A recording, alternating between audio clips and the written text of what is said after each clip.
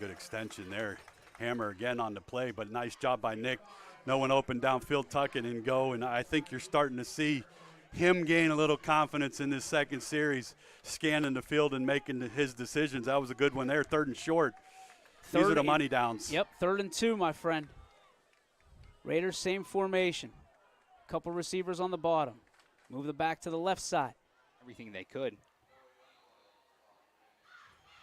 Makes this a 2nd and 1. It is not 2nd and goal just yet. Want to welcome everybody in from the Audible Call back in Columbiana, Ohio. For those that don't know, you can watch every scoring drive throughout the area through the Audible Call. Just keep this tab open, and you can watch this game as well. Ball's handed off once again to Russell Ty, and he's met right at the line of scrimmage and bent backwards. No gain on the play. It'll bring up 3rd down. And that was just a little bit more of what you have been seeing thus far outside of that previous run by Russell Ty.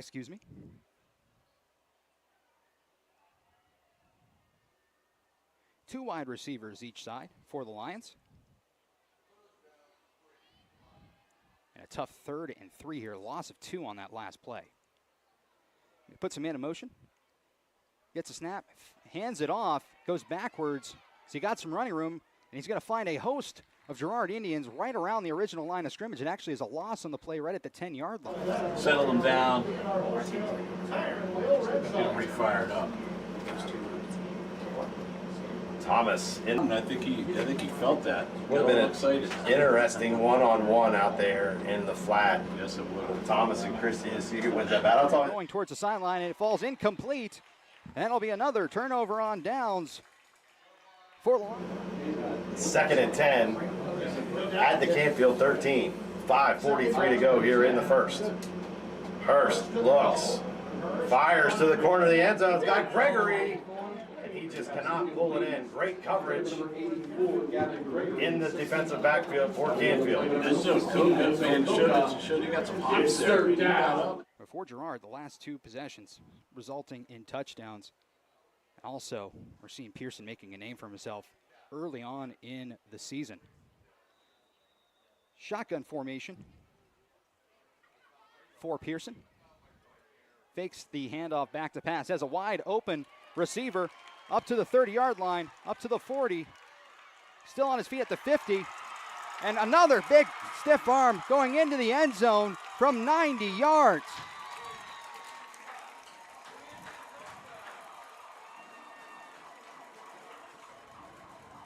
Sammy Scott with a 90-yard touchdown catch.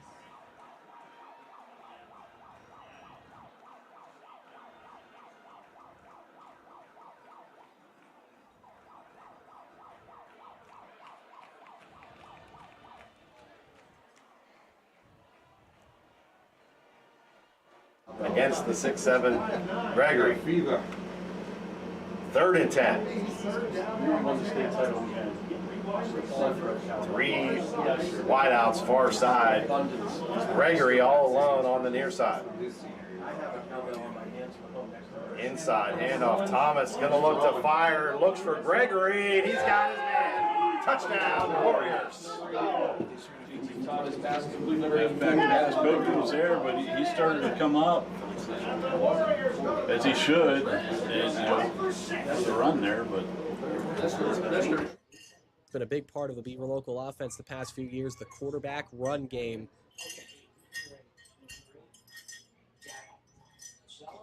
Foster in the shotgun. Lane Jones in the backfield with him. He takes a high snap and gives it to Jones up the middle, plunging ahead to the 33-yard line. It's a gain of 2 for Lane Jones on his first carry of the game. Makes it 2nd down and 8. And we talked about a number of those Beavers players looking to fill voids. We've seen Aiden Price and Lane Jones in at running back taking carries so far. Luke Redos and Nicholas McKenzie making catches, as well as Peyton Cowdery made that opening catch on the screenplay, took it 45 yards for the touchdown. That put the Beavers up 8-0. Clock winding down here inside 3.5 minutes to play in the first quarter. 2 men in the backfield with Foster. Price to his right, Jones behind him. He turns and gives it to Jones right side, and Jones is met in the backfield back at the 35-yard line. Dejon Black and Leyland Short making the tackle for loss. It's 3rd down and 10. So it'll be 2nd and 15. Pretty cool to have your starting quarterback be able to fire off a defensive line like that. It is. It is. So, whoa, what is going on here? Penalty, I believe. No. Brings up 2nd and 14. I'm a little confused, but we'll call it as I see it. New quarterback in the game here. Oh, boy. Number 7 for the Rams in at quarterback, Ethan Deli, transferred in this year. We've kind of been told they'll be not splitting reps, I don't want to say, but there's certain packages where Deli comes in, certain packages where Bingham comes in. This is one of those packages right here where they feel that Deli gives them the best chance to get across the first down line. So, nevertheless, 3rd down and long here, Damon, for the Rams. What needs to happen here? We know that, obviously, Hake likes to go for it on 4th down, but what needs to happen? You get something manageable, Jake. You try to get like a 10-yard pickup here if you can to make it 4th and less than 10. Deli takes the snap. Fires out to the flat. Oh, and Silac. As Donnie Furco near the sideline, he's taken out of bounds out across the 30 at the 33, where the Cardinals will take over 1st and 10. I'll tell you, that's one kid Canfield has. You know, he's a sophomore. That kid got speed. I mean, he got breakaway speed, game-changing speed. He's going to be a real weapon.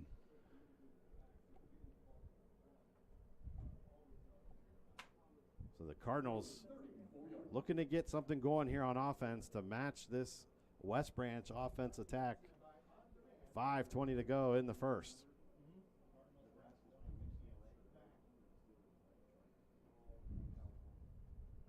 Still without a first down. Hands the ball off to Gore on the left side. Picks up a couple, sets up the Hornets at the 5-yard line with a 2nd down. Sorry about a little technical issues here to our viewers. We're ironing them out, and I appreciate your patience. It's week 1 as always. Like we're going to say 1,000 times. We're going to try and figure it out what the heck's going on here. It's always an adventure when you have this much tech helping us out. But once again, Jones breaks the huddle, and he's got a pistol formation with Gore right behind him again. Trips to the right, gets the snap. Oh, hands off to Gore.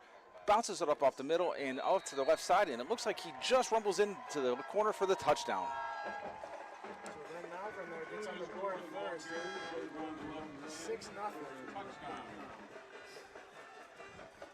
6-0. Along and some adjustments. This is a big defensive series, obviously, for the Rams. So we're going to see what we got here, and and try to get this quarter over with. Mineral Ridge looking to answer with maybe a big defensive play of their own. And we there's have an illegal substitution, Jake. That's going to move Pymatuning Valley back about half the distance to the goal. Pretty nice the refs are hooked up to this mic here. Absolutely right, Damon. Illegal substitution, number 66 of the Lakers. In there a little bit too early. Backs him up half the distance to the goal. And you see this a lot in the first game because everybody's jitters are high, everybody's excitement level is high. So now he comes in. They had broken the huddle and he came in late last time. 24 comes off for the Lakers, 66 in, and we get 1st down and 14 yards here for the Lakers. Britton will start off with his heels in the orange of the Rams' north end zone. Takes a snap up the left side. After 1, Lake 7, South Range knocking on the door. We'll be back right after this with the opening of the 2nd quarter right here on YSN. As Comco celebrated 70 years in 2022, we have much to be thankful for. We are proud of the Comco culture as we serve our customers with Comco Care. Looking for Tanner Klein on the play.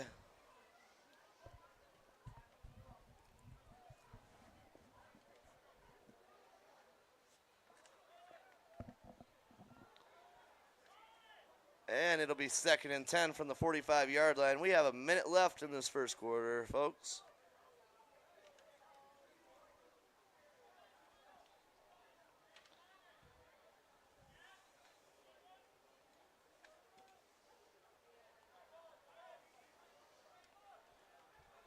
All right, we're at an empty set here. Dufour, he takes the snap. He's pressured. He fires the screen to the right side. And he's got about a 5-yard gain on the play. Devin Sanchez on the catch this time.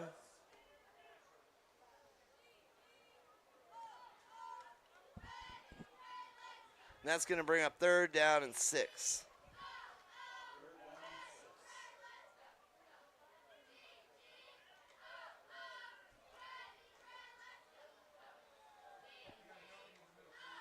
Dufour's got a man to his left, 4 out wide. He takes the snap. He's looking. He rolls out to his left. And he pump fakes, and now he takes off. Dufour's got down to the 39-yard line. That's not enough for a first. That's going to bring up 4th and 4. And I think the Warriors offense is going to stay out there, Joe. What do you think? Yep, 11 seconds left. And I believe this is going to bring us to the end of the first quarter.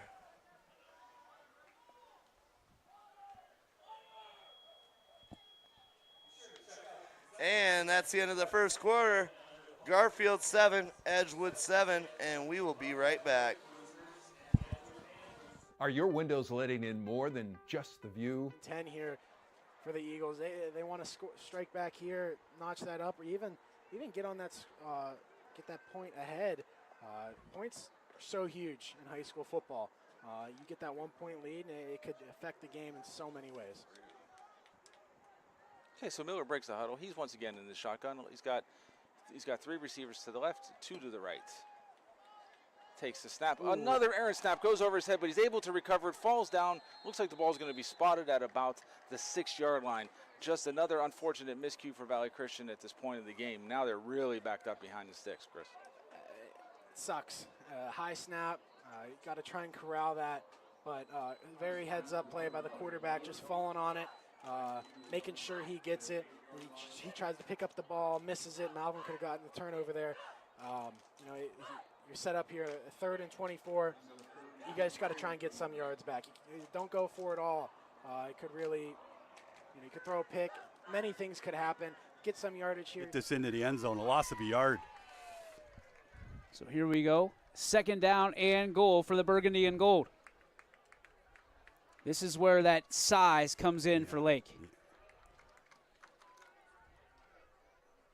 Tommy Valentine, a little wildcat, a little wild bucko, and Valentine dives into the end zone for the Raider touchdown, the first of the year. I like the wildcat. You put him back there, give him a little extra look. It gives him another half second to find the seam. Blocked pretty well, get it in the end zone. What a great drive by the Raiders after giving up the early touchdown. He's Prince Charming on offense.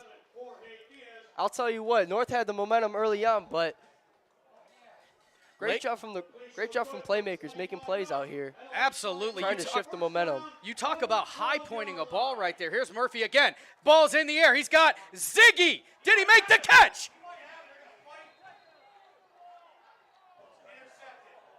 Intercepted.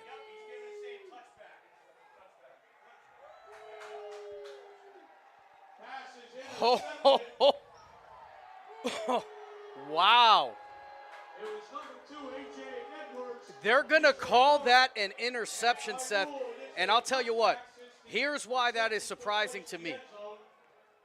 Typically, when it's an offense and defensive fight for the ball, and they've both got it, the offense gets the upper hand.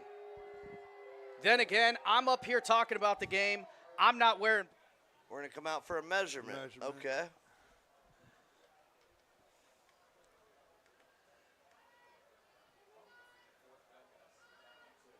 From where I saw the first down marker, I think that's first down, Joe. What about you? Yes. We're going to find out right now, though. It's very close if it's not a first down. I think he's got it.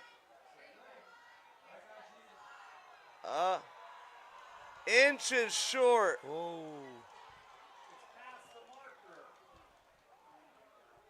There's discussion here between the referees. Yards for the East Lake North Rangers, and just like that, he's going to get the touchdown. I think we're looking at an excessive celebration. The points are going to count.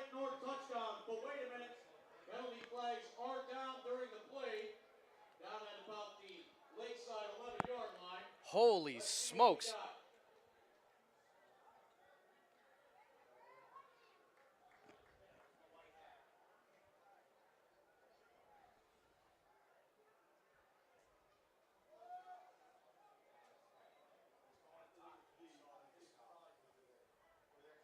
So I think what they're going to be discussing is they're going to institute that right onto the extra. All over that intended handoff.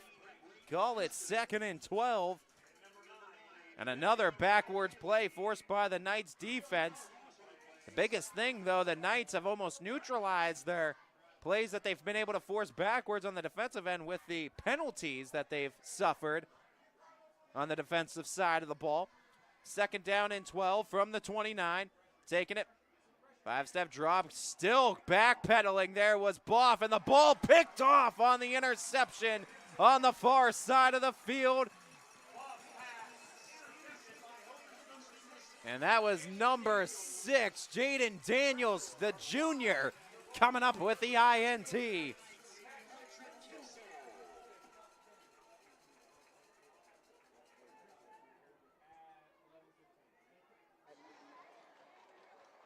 Yeah, we didn't get a clear call from the referee there, but nonetheless, penalties offset. We are back at 1st and 10, ball on the 39-yard line of Valley Christian.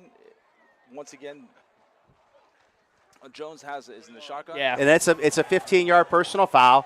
He didn't mean to try to hurt him. He was trying to stop the play. Absolutely. Because I guarantee any coach will tell you, we'll take the 15-yard penalty, not the touchdown, Jake. Very true. Very true. It was a great hustle play by that young man, and he went out there and did a nice job to tackle. Bussy had a great run. He had a great cut, saw the field really well.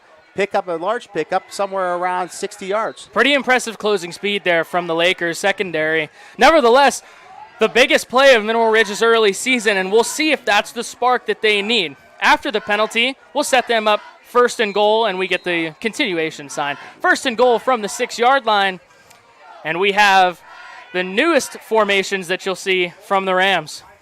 Holbrook follows. That was a heck of a hole over there, Jake. That's called the gorilla, I believe, the gorilla formation by Coach Hake. He loves this formation. I love it. It's called Stop Me, and that's how it works. And Very true. Pymatuning Valley does the same thing. They just do it subtly different, all right? That's all. The Stop Me play was successful by Pymatuning Valley. Nevertheless, though, it is 2nd and goal from the 1, and their gorilla formation is back on. Under center is Bingham. Hand off to Holbrook. The exact same play into the orange. Touchdown, Mineral Ridge, and the Rams have answered the Lakers' early touchdown to bring it 8-6. 3rd and 7 now. Ball spot on the 21-yard line. Mohawk knocking the door of the red zone here. Pistol set. Stratton lined up behind Fadden. Looks like the Shanks bringing the pressure here, and they do. And Fadden, he's going to keep it himself. Falling forward. We'll see if it's enough for a 1st down. Hard to tell from here. Had to get to the 15, and it looks like he did.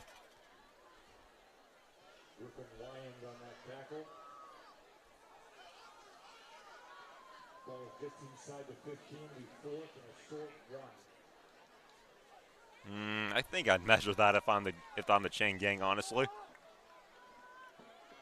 The 1st down marker is just a little bit past 15. That's where the ball spotted. And they're not going to measure it. It's interesting. Well, here comes Fadden now lined up. And he's going to hit the middle here. Stratton will get the 1st down. And Stratton somehow breaks the tackle, and he's going to get in for a 15-yard touchdown off of that. Just trying to get the 1 yard there to keep the drive alive, but he said, why not take it all the way? Well, he takes the snap. He's looking left. He rolls out left. He's being chased. He fires. And incomplete.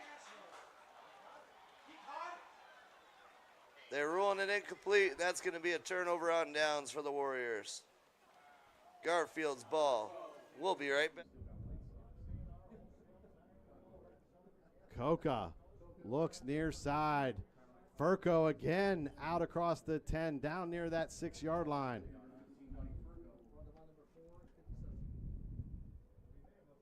Sideline warning, I believe, on the bench for Canfield. Sideline warning. Getting a little excited there. Understandable.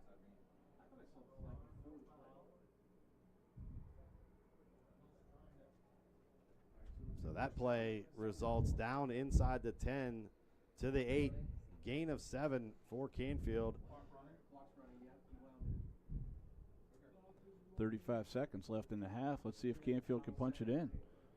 They'll have to run one more play here in this quarter. 2nd and 4 at the 7. Coca.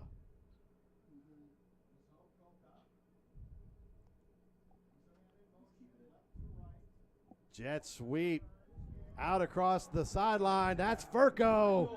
6 on the board for the Cardinals. Touchdown, Canfield. Excellent play. I don't even think he got touched. But if he did, I'm going to say he didn't get touched. It was that good of a play. With 11 seconds to go, the Cardinals find the scoreboard on a 7-yard scamper by Furco. You know, Furco, another one of them sophomores. You know, gonna make. You know, Coach said them sophomores were gonna make a difference. And so first down, Blue Devils. Well, 11 minutes to play.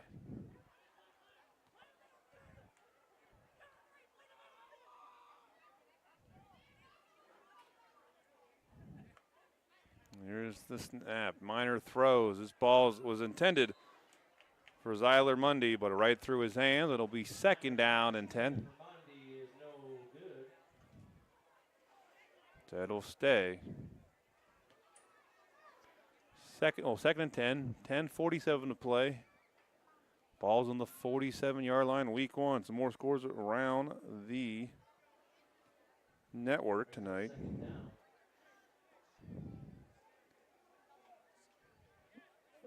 Garfield and Edgewood are tied. And here's the snap. Up, running to his right. Breaks attack, but he's finally down. Was Wyatt Newbold, the sophomore. Excuse me, the junior. Well, actually, it was a shuffle pass, so it'll be a completion. And it'll be 3rd and 9.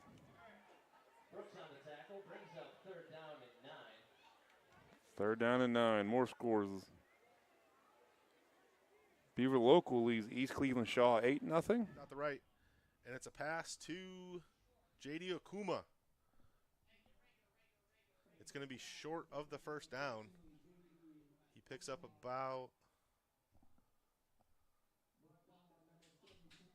it's going to be a 4th and 2 for the Tigers from the 7-yard line. Big moment here for the Spartans. They did it earlier. Can they do it again?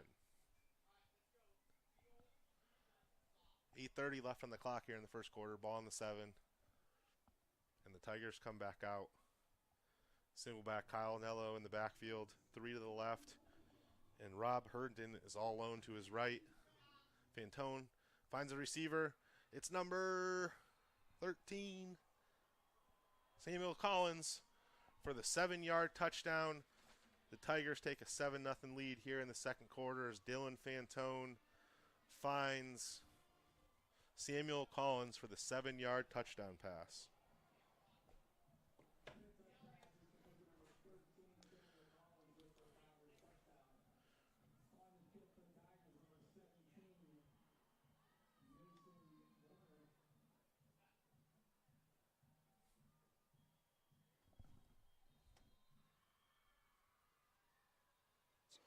Be 2nd and about 11 officially.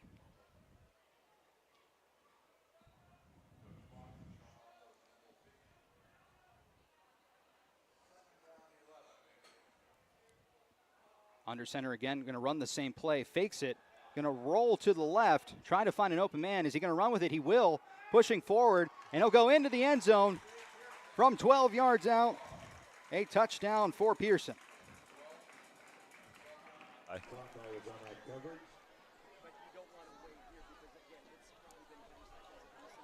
3rd and 7 now.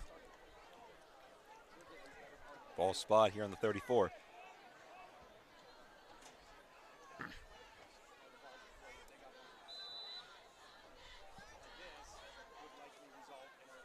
Well, I would say this is probably 4-down territory here for Nishnakes. If they don't get this first down here on 3rd, probably going to go for on 4th. Too close to punt, but maybe too far away for a field goal. The punt by Koski, a deep punt. It's going to be returned well by Heim, and he's going to have some room to roll. And it's going to be out of bounds tackle near the sideline.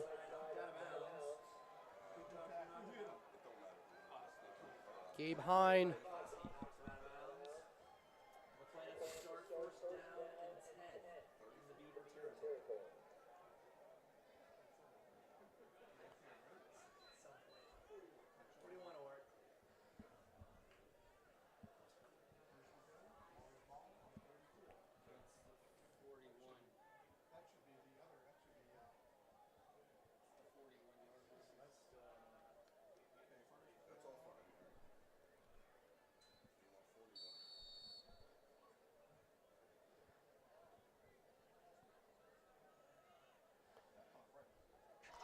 Gavin Kaiser got a hand on it, but that's a touchdown for the Tigers.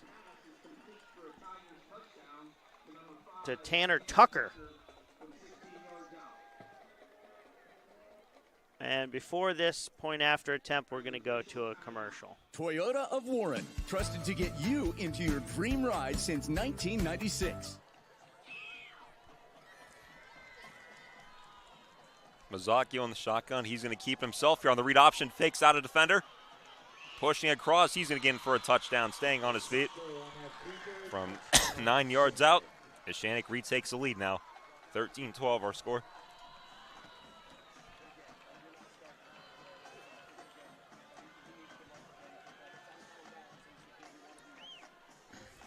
And they'll kick the PAT here, looking for the 2-point lead.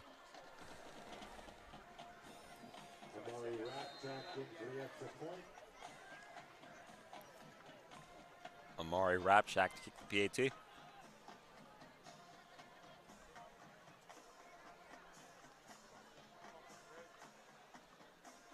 And Mohawk, they jump off sides here, it looks like. So we now got a little bit excited that time. Now move them up half distance to the goal.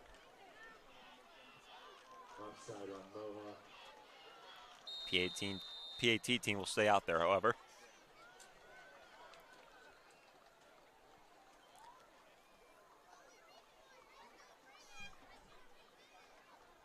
Rapchak's PAT is up.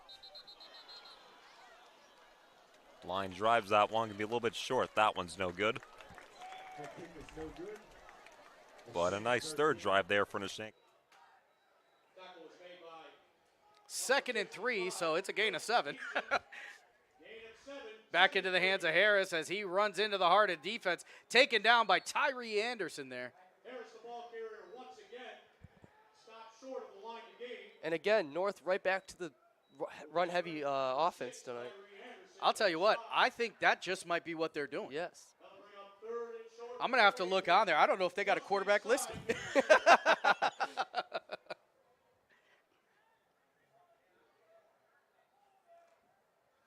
Third and very short here. 25 seconds left here in this first quarter. I want to say thank you to all you guys at home and watching here on YSN Live for keeping up with us. That's going to be first down and a lot more. Looks like number 28 on the carry there, Caden Young. Local games happening tonight. Lisbon is leading Newton Falls. Down as we are at the 12-second mark, and they'll let that one run out. The score after 1 quarter of play here in the Dragon's Den. Lakeside 6. Strategies and strategic sponsorships. We can integrate our services with your existing game plan, or we can be your entire marketing team. Your goals, our game plan. Let's win together. Call K-Squared Marketing at 330-623-2730 or visit ksquared.marketing to learn more. About 6 minutes to go here before half. There we go, 4th and 4. 20 seconds on the play clock, 2:48 on the real clock. And Baird is out to pass, and he's going to run it up the middle, and he runs in to the Bulldogs defense line, and he is stopped. Or his, wow. What a defensive stop by the Bulldogs. I mean, I can't even tell you who made the tackle on that play. The entire Bulldogs defense showed up. I'm not sure. I'm not certain that some of the Tigers weren't in on that. I mean, that little brotherly shove there.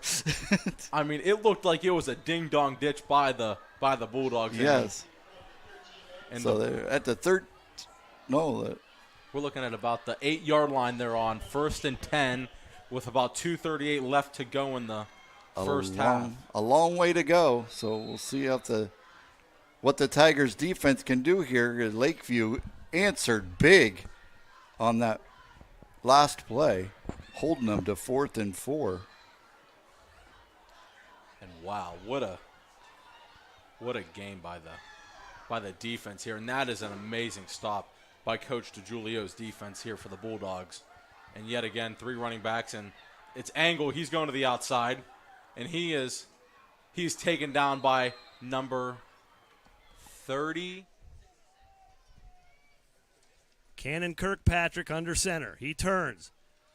Hands to Kirkpatrick, stiff arm, across the 50, up to the 45, still driving, down to about the 42-yard line, and another late flag.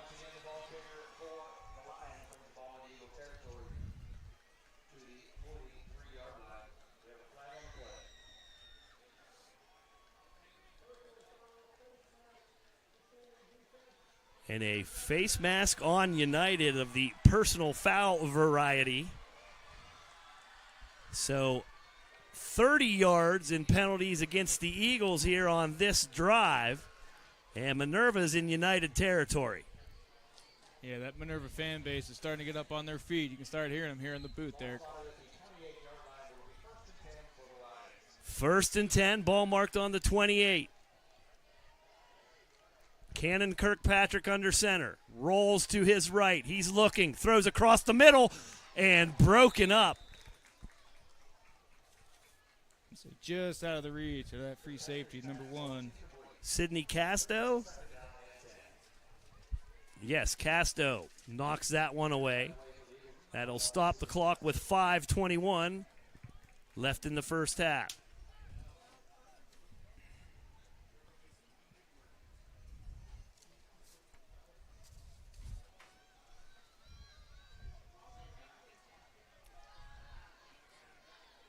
Cannon Kirkpatrick has 2 wingbacks. Timothy Kirkpatrick behind him. Turns, hands to Timothy Kirkpatrick. He'll go off the left side, getting strung out more, but he'll get ahead for about 4 yards over there. Yeah, so the Eagles had about 2 missed tackles on that play. They'll mark that at the 25-yard line. So 3rd down and 6. Under 5 minutes to go here before halftime. So number 9, Quentin Taylor, checking in for the Eagles. Timothy Kirkpatrick in the back. Second quarter. Buda alone in the backfield.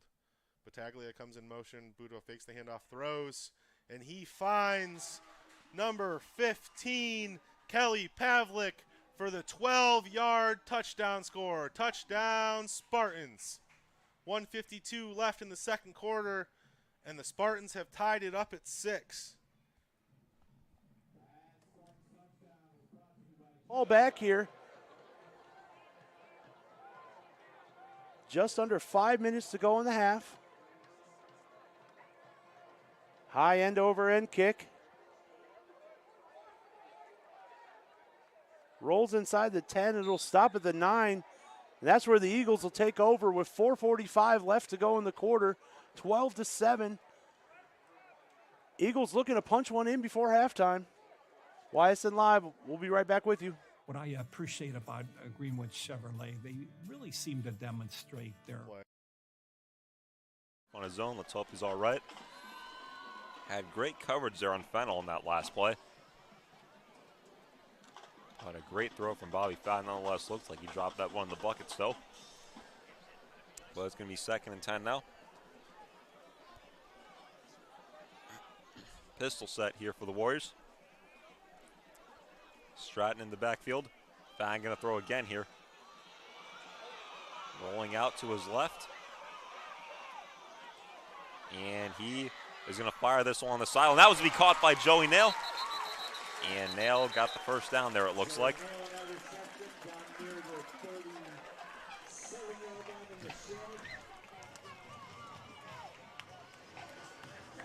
I don't know, like you watch Bobby Fenn. He's like Big Ben in his prime, but a lot faster. Just the way he's able to escape when defenders are coming after him. Showing it again right there. Complete that one on the sideline to nail. And it's enough for a first down.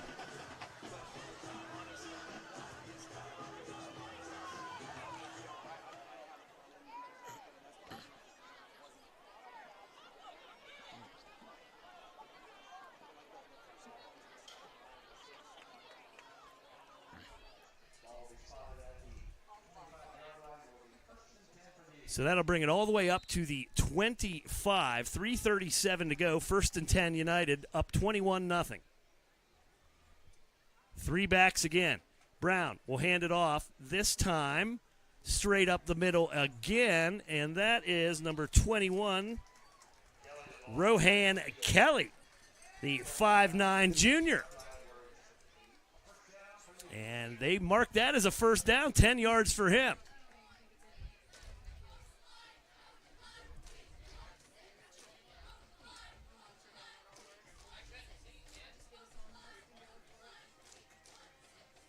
So the chain gang had it still second down. Now they're going to have to reset the chains. They do.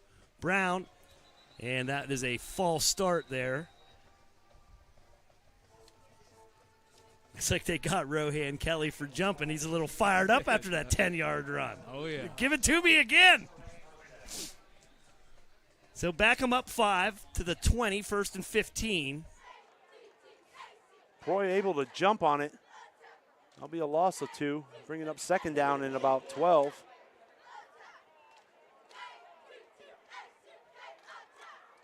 Geneva runs that traditional wing T offense.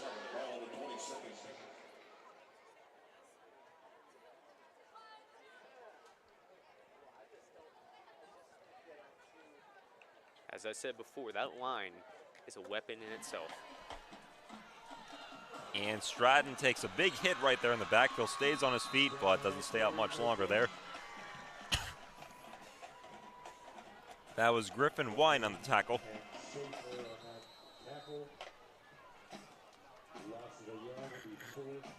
Lost a yard there. It's going to be 4th and about 7 now. We'll get a timeout now. Big decision coming up here for Mohawk. I'd say it's probably 4-down territory. You're in the shank territory. Did he catch it? In the end zone. Touchdown, Allen. 6:07 to play, and the Tigers are on the board. That was a 28-yard touchdown reception. Play a good, perfect pass.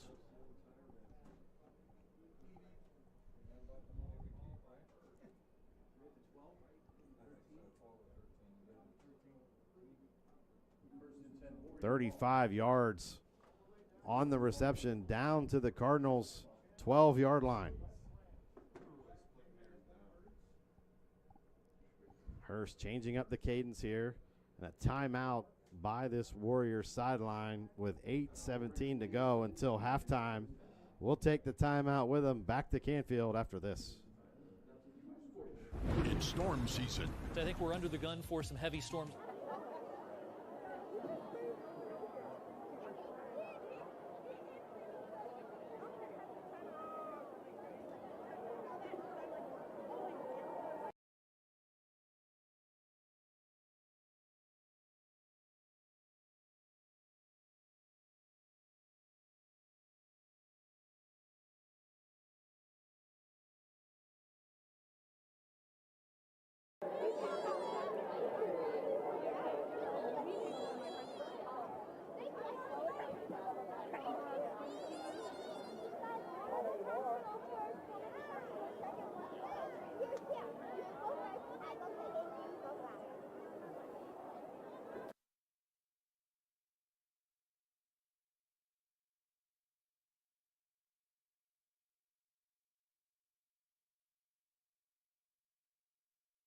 Task again to stop here.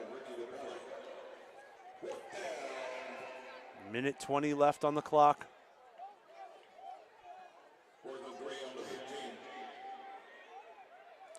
They're setting up to kick a field goal here.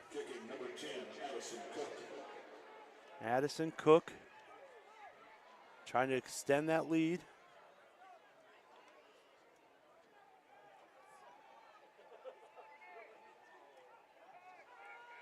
Good snap, good hold. It's blocked again. That's a live ball. Come on. Finally, the Eagles fall on it. Wow. Left, he snapped the ball. Looks to the right side, finds Herndon across the middle. And Battaglia breaks it up.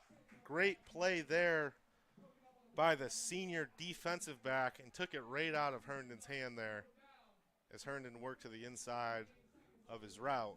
28 seconds left. It's 4th and 6. And it looks like the Tigers are going to try to kick a field goal here.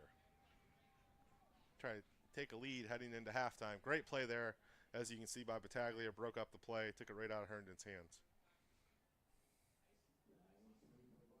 It's going to be about, it looks like a 35-yard attempt right here for Mason Borner. 28 seconds left in the first half.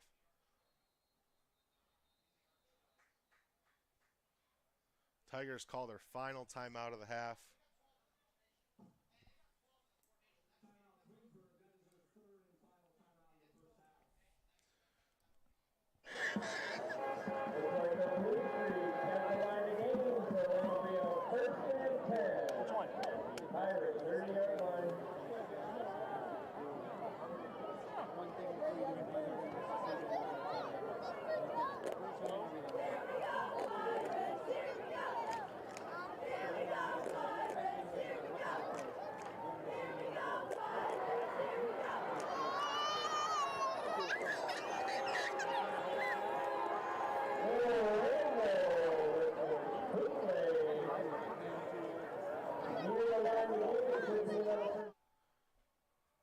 Snaps off, the ball is down, he kicks.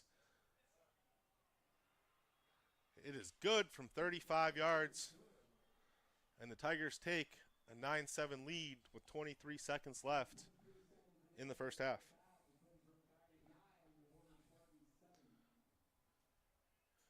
Quick drive there by the Tigers to work their way down the field. Couple of big plays, big pickups. One to Herndon on the right side and a couple more as the Tigers quickly move down the field. 23 seconds left here in the first half as the Boardman Spartans get set to receive. And we'll stay here until we go to halftime break.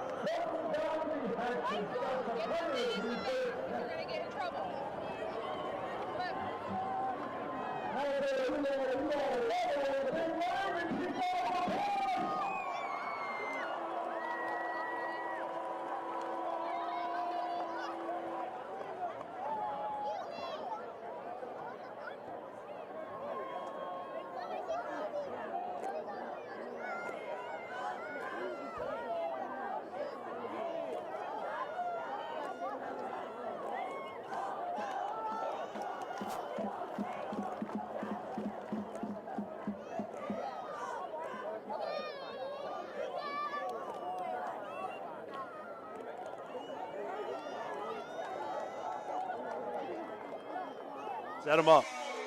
Here we go. Single left and right. Pete in the backfield. Proy follows the blockers inside. Big Pete's going to push him. And he stopped at the 1. Wow. Timeout called with 6 seconds left on the clock. You know, West G was ready for it. You got to figure that's where they're going, right? West G, just this whole game, the one thing I've noticed, they just have no fear in their eyes. No, they're playing confident. You know, playing with the lead will do that to you, but they are playing confident. Usually you hear Geneva, you know, you think they're the big bad guys. But West G. And Ron Johnson wants it.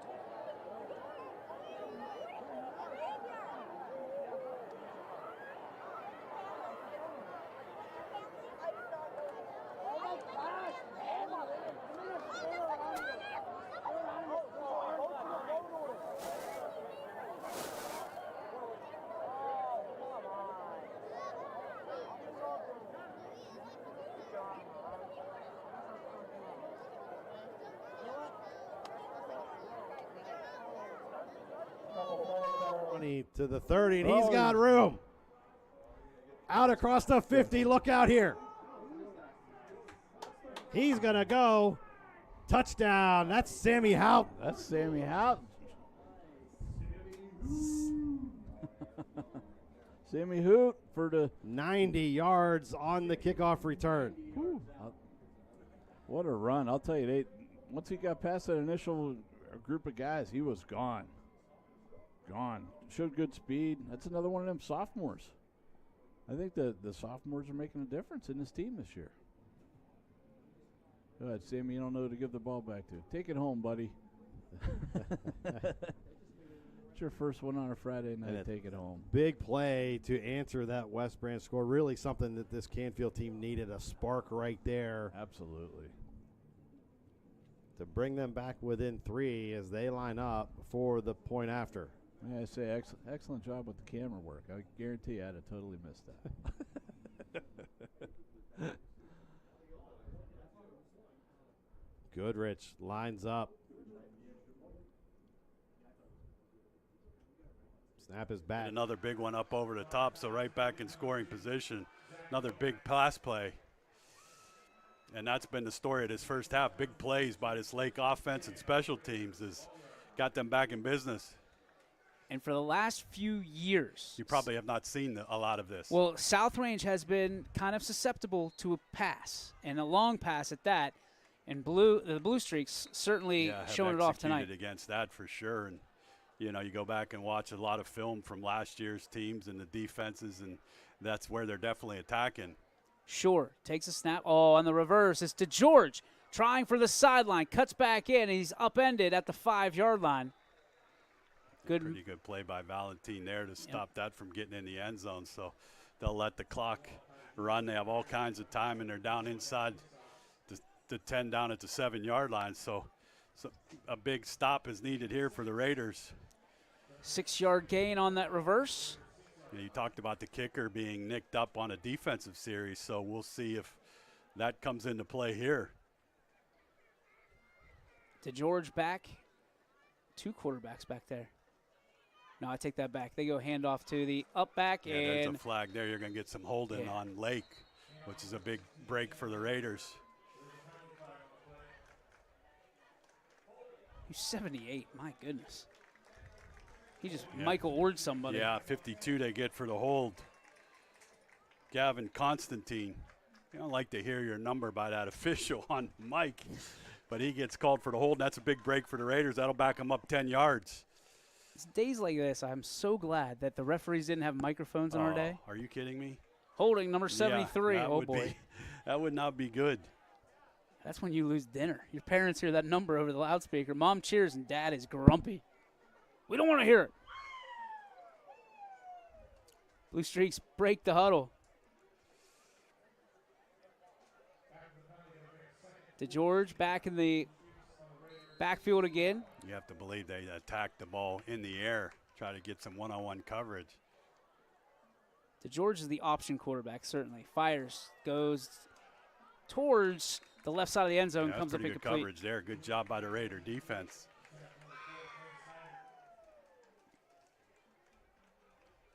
Good coverage there. Bring 3rd and 15, so big stop needed here. Like I said, not sure if they could kick the field goal. would be what from there, 16, 20, 33-yarder Well, from where it's at. Talkington's Yeah, the he's kicker. nicked up. Yeah, he went off limping. I was trying to get a look at him. See if I see him on the I sideline. don't see him on the bench area, so I have to believe he's okay. DeGeorge takes a snap. He fakes the handoff, rolls to his right, looking, firing towards the corner of the end zone. The catch is made, but were his knees down first? I think they're going to mark it down at the 1-yard line. And that's exactly what it is. A little flood route to the right side, 3 receivers, tough to defend. Good comeback route, so 1st and goal for Lake. 35 seconds. Clock is ticking. Lake can pretty much do what they want here. Wait. Did they give him the touchdown? Yes. No way. They sure did. Yeah. Wow. I did not see that. I saw at least a yard of open space. New kicker, number 85. He's a kickoff JP specialist. Moorhead. And this it's blocked. one's blocked. And they're going to blow it dead. And the Raiders get unofficially their second block of the night. It'll stay 35-13. We will take a break. We'll be back right after this, after a word from Baird Brothers. Craftsmanship to us. Take them back. I'm not sure how far. Might be at the line of scrimmage. No, I think they still got a first down. So where the ball was held, where they had the holding call, they'll take it back 10 yards, and he still gained a first down on the play, although it eliminated the next 25 yards he gained, or however many ever. So first down, clock is running, so that they're not even going to try another play. Well, we'll be back after halftime. Again, I might have the band on, and I might not. At Wyndham Junior High, Senior High. A better night's sleep starts at Sleepy Hollow Sleep Shop. Discover luxury. The ins and outs of everyday life can be chaotic. For heating, cooling.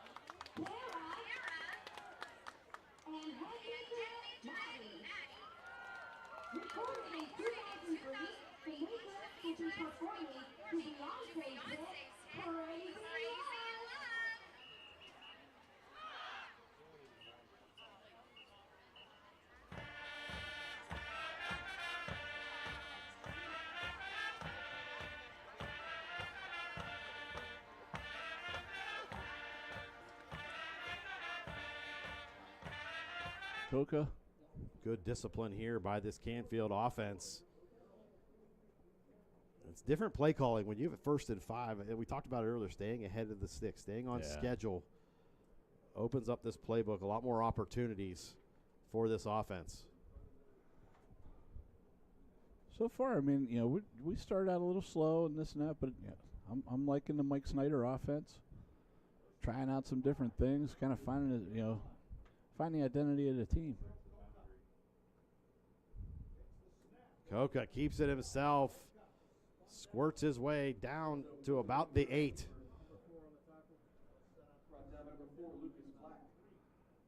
Second and 3 coming up. Lucas Black on the tackle there for West Branch, and let's see how West Branch does. I mean, so far, you know, they've been on this drive, and let's see if they hold up. I personally hope they don't, but I'm a homer.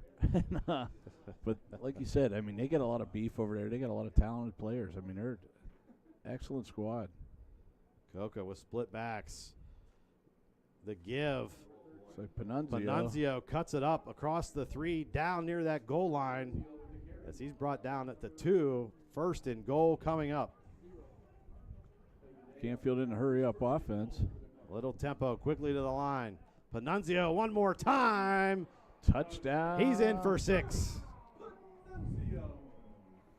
Joey Panunzio. I'll tell you what, that whole family, his older brother was fantastic at Ashland and here at Canfield. His dad, I played with him here at Canfield. He was a standout and won a couple national championships with YSU. Canfield convert.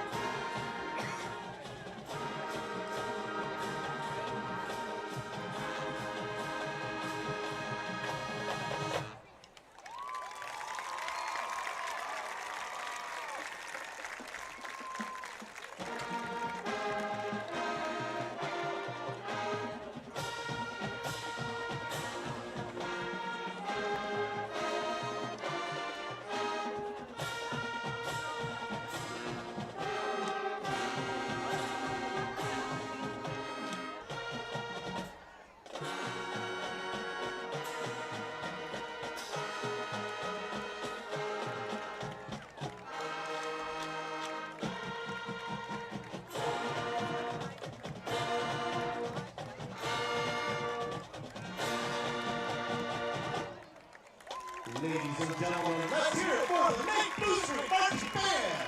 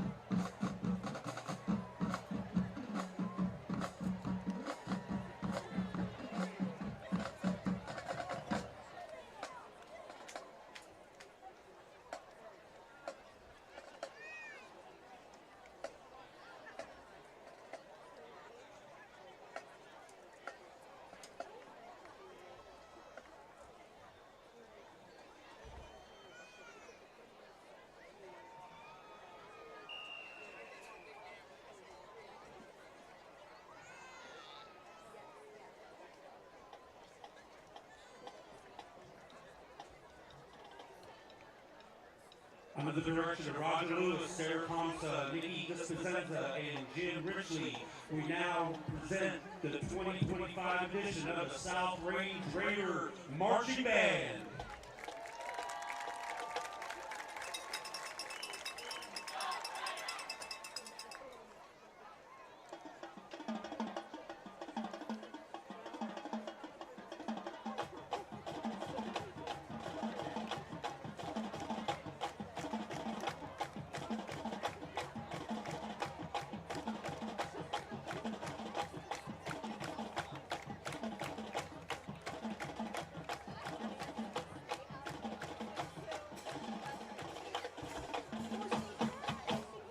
Tonight, the Raider Band debuted their 90s mixtape halftime show. The band will open the show with Eddie Como's hit song, Here Comes the Hot Stepper.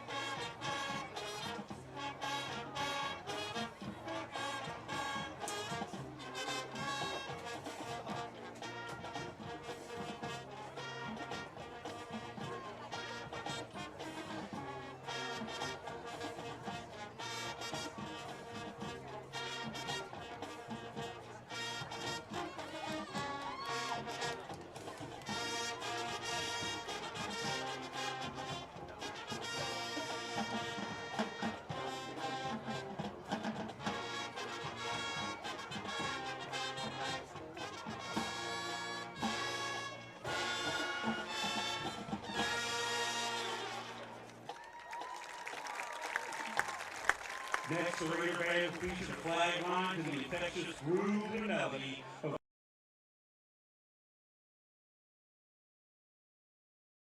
the Britney Spears hit single, Toxic.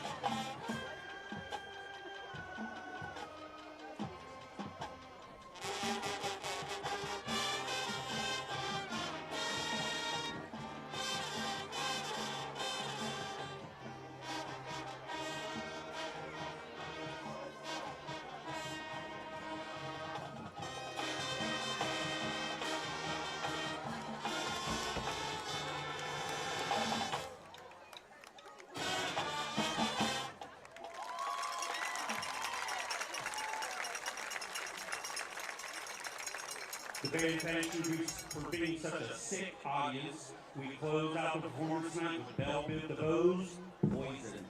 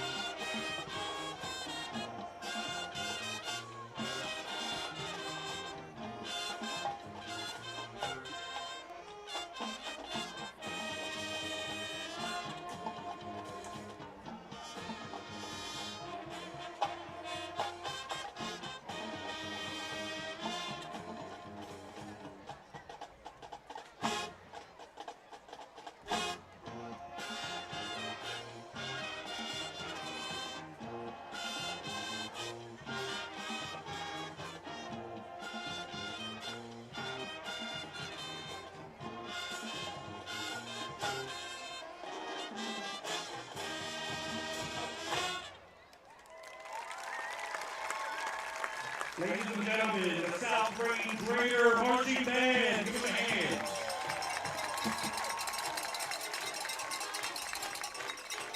We'd like to thank our season sponsors, Meyer Family Insurance and Holistic Masonry Incorporated, for sponsoring the band. And please go check out our Twin Leaves Ice Cream fundraiser this evening underneath the bleachers. Go Raiders!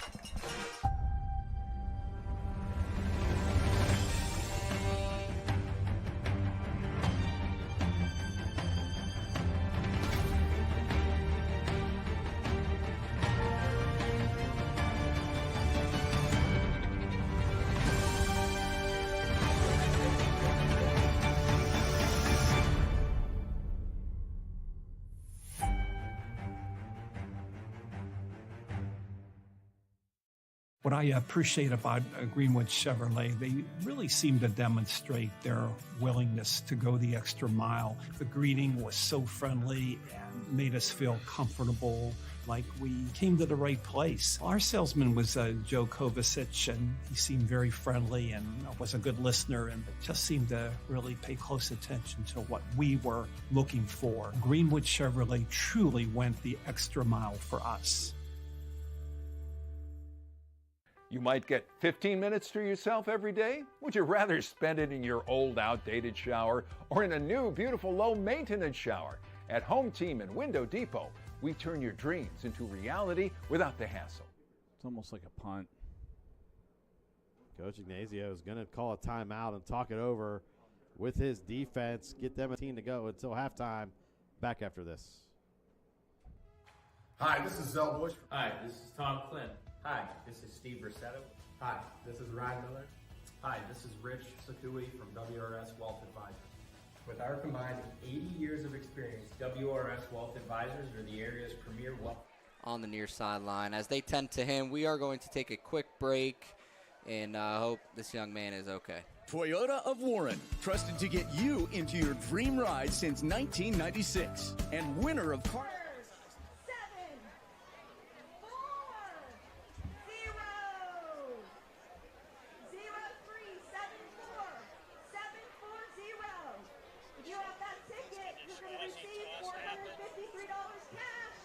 You can meet us in the corner by the fan fence in front of the varsity cheerleaders. Thank you again, everybody.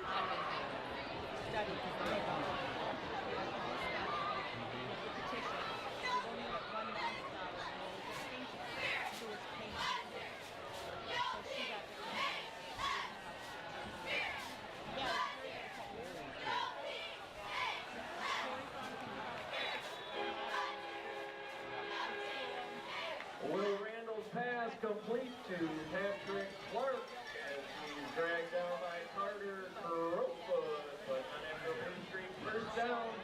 Close to midfield at the Madison 49-yard line. Well, let me tell you, they went heavy into their branding. They have the color.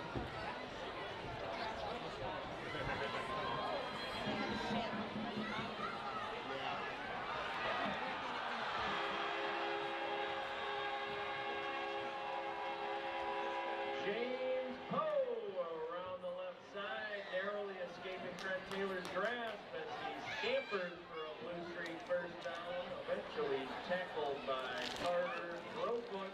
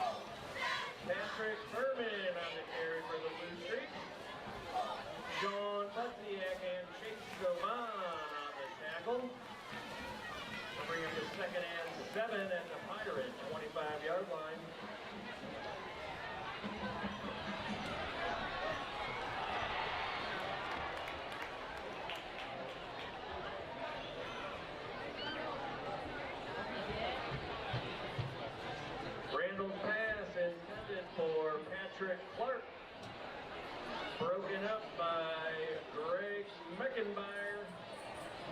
That'll bring up a 3rd down and 7 from the Pirates, 25-yard line.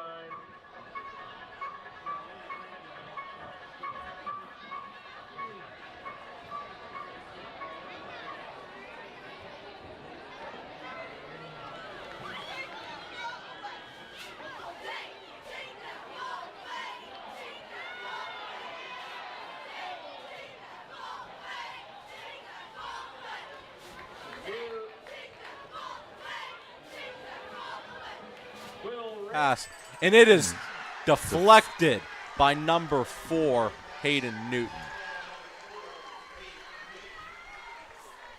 Hayden Newton was not having any of that passing going on past him. And that is a great defensive play, similar to the entire defensive plays we've seen tonight. Eli Warner come off the field.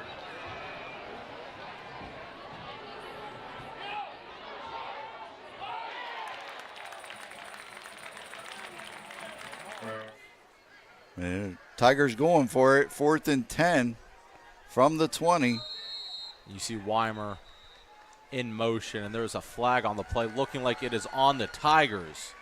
That is a costly penalty for that Tiger offense. So this is going to bring up a 4th and 15 now from the 25.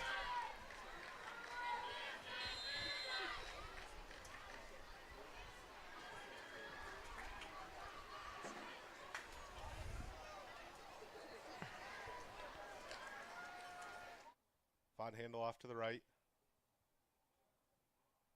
Checks at the line of scrimmage. Hikes it. Hands it off to Ryan Smith off the right edge. Ryan Smith cuts through. And he gets to about the 6 or 7 yard line. Nice little. Hands it off to him. And trick we're looking play. at a trick play. Baird drops back. Who is that? That is him. That is number 6 for the Tigers, Stephen Moreland. And that is a touchdown, and the Tiger faithful are going crazy. As it is now a 7-6 game. Springfield with an absolutely electric touchdown, and you can see the fireworks. Here in the 3rd quarter. Butto hikes it. Flags get thrown. It's going to be a false start on the Spartans. That's a 5-yard loss. It's going to be 1st and goal on about the 12-yard line. So that backs up the Spartans a little bit. CJ Rice comes back into the game for Kelly Pavlik. And we'll see what the Spartans have cooking now. 1st and 12, or 1st and goal on the 12-yard line. Butto in the shotgun. Looks like Ryan Smith to his left, 2 to his right. 2, 3 come in motion. Warren, Battaglia, and Frank Butto. Butto keeps it, runs up the middle. It's a QB keeper into the end zone. 12-yard touchdown run. Vince Butto and the Spartans take the lead. 13-9 before the PAT.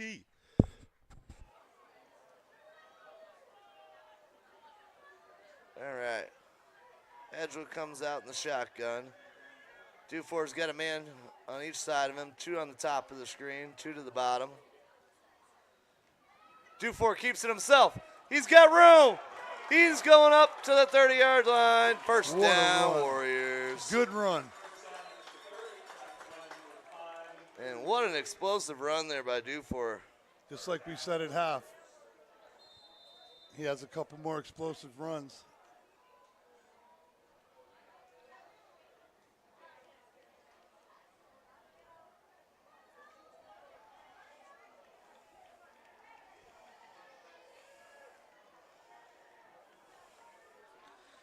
Dufour in the pistol, bunch formation here at the bottom. And he's going to keep it himself again.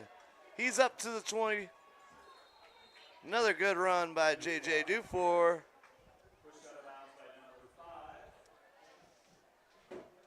Dufour and Pope, the 2-headed monster so far for this offense, Opens doing great. Up wide. The offensive line doing a great job creating these holes. Who is that? Number 9, Isaiah Yema.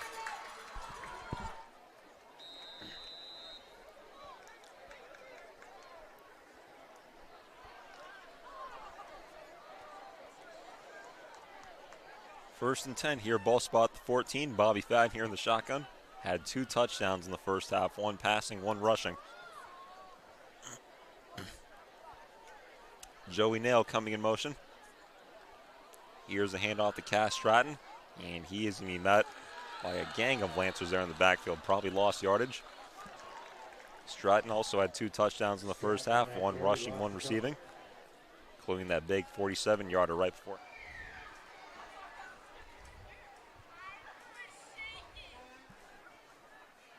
Again, this game is not disappointed at all. Great rivalry game here to kick off week 1 here on the network.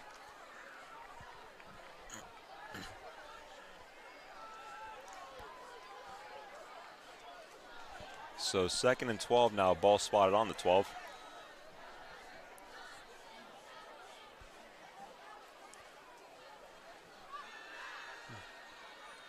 Fadden throws it across the middle of the field. Touchdown, Warriors. Josiah Pope with the hat trick. Wow. Keeps it going in Hats the third off, quarter. folks. There's your hat trick, Josiah Pope. 3 touchdowns. Also a 2-point conversion. That's going to be 27-14 Warriors.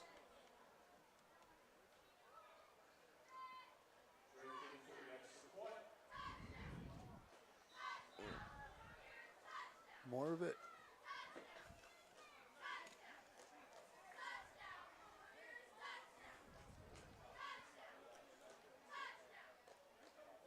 Better? Good. Thank you.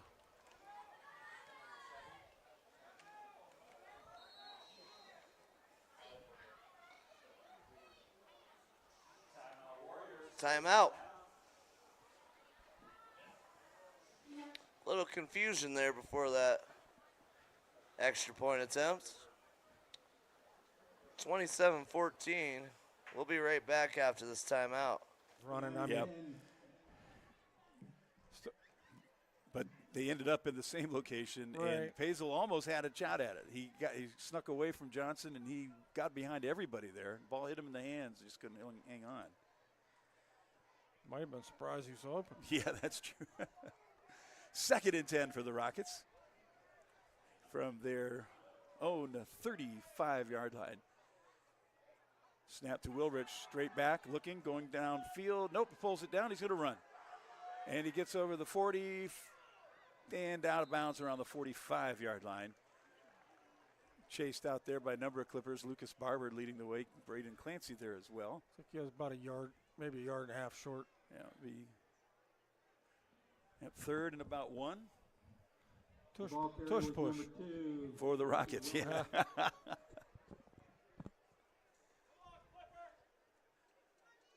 3rd and 1.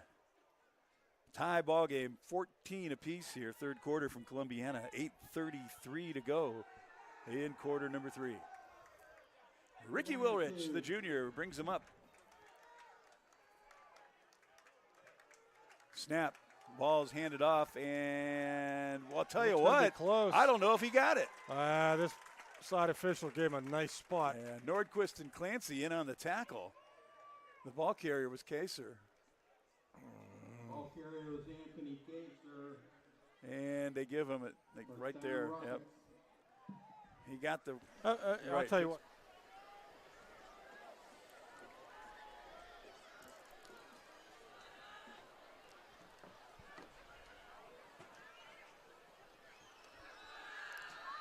Fadden rolls out to his left. Just kind of shovel passes it here. Completes that one over to Corey Fennell on the sideline. Still going to bring up 3rd and long, however.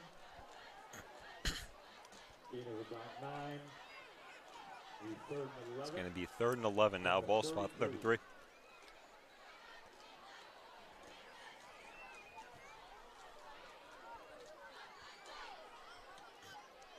One big plus for Mohawk in that first half. Had a great balance of pass and run. Helps when you have the dual threat quarterback in Bobby Fadden, but Cass Stratton is so far having a good day in the backfield as well. Scored that 15-yard touchdown, 4th and 1, back in the second quarter. Mohawk the lead at 1 point. Fadden now dancing around the pocket, and he is going to take off and run here, but only going to get a few yards out of that. That'll bring up 4th down. Well, in the shank, that time they're ready for Fadden to take off, holding him to the short game and forcing Mohawk's punt team to come out.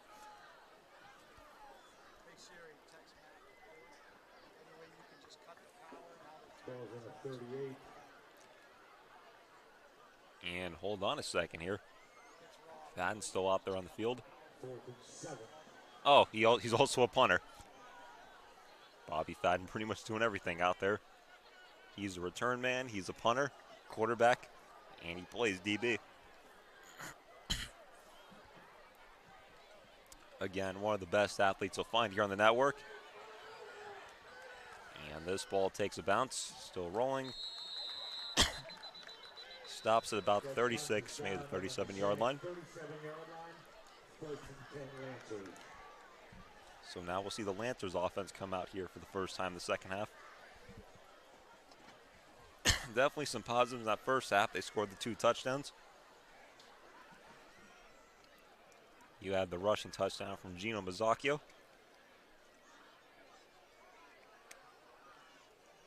And you also had that 68-yard touchdown pass from Mazzacchio to Ethan Beeman.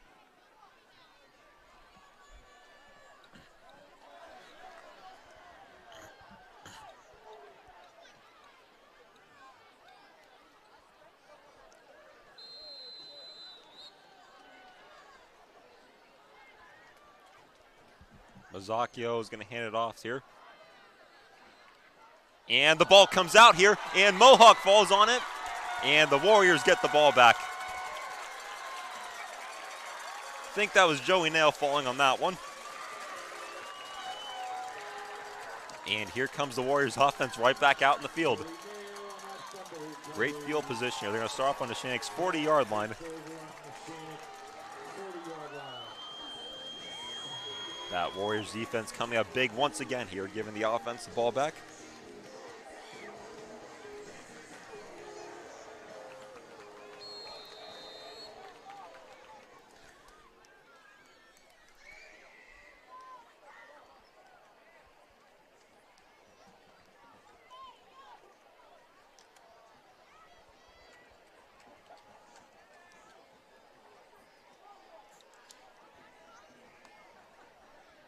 Pistol set here for Mohawk.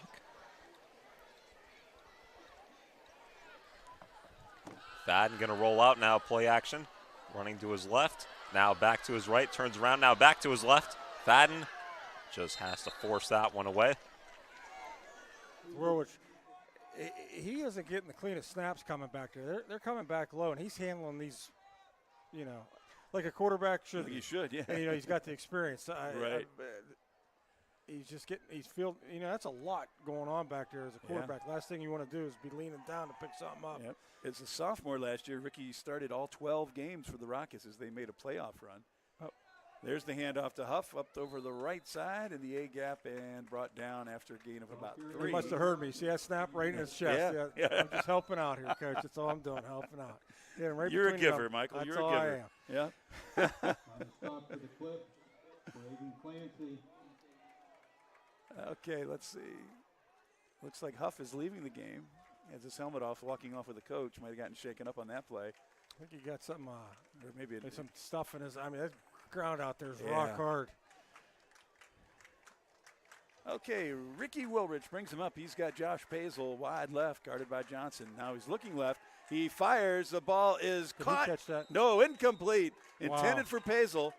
Incomplete on the 2-yard line, and Pazel is down. He took a shot there, Coach. Yeah, coming right across the middle. Clips had it covered, but the pass was there. If he'd have held on, they'd have the ball 1st and 10 about the 1-yard line. But Josh down, and the training staff running out to see if they can help him. 4 receivers out wide for Mohawk. Fadden Throwing here along the left sideline. That one going to be, and I think Joey Nail caught that one.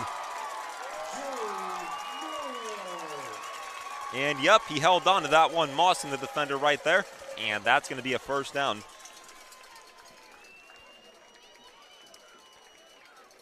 It was Justin Edworthy on the coverage right there. Stuck to him like glue right there, but that was a big size mismatch right there. Joey Nail taking advantage of that. And it's going to be a first down.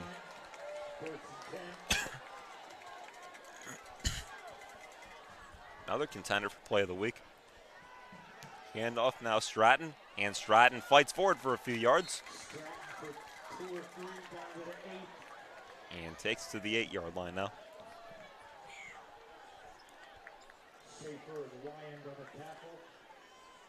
And it's now a goal-to-go situation here for Mohawk. 2nd and goal now at the 8.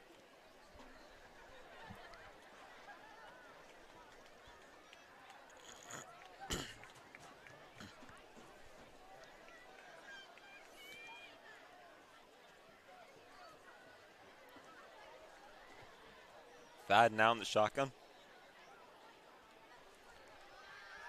Kind of pass here on 2nd down. And that one just out of the reach of Stratton that time on the on the drag route. It's going to be 3rd and goal now. Well, a field goal make it a 2-possession game, but ideally, Marketing. Our boutique marketing firm. of course.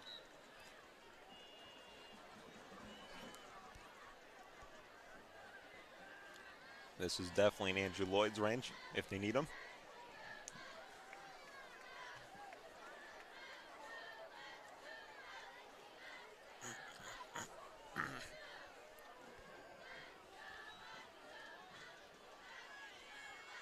Two receivers to the right, one to the left. Stratton in the backfield, Fadden in the shotgun. One of our trainers coming out of the way. He's got ice or a brace. Yeah.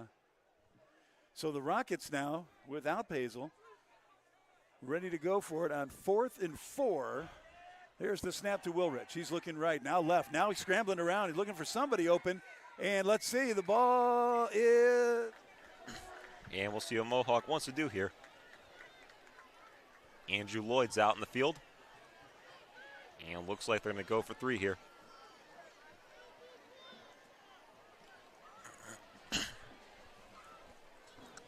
Bobby Fadden will hold.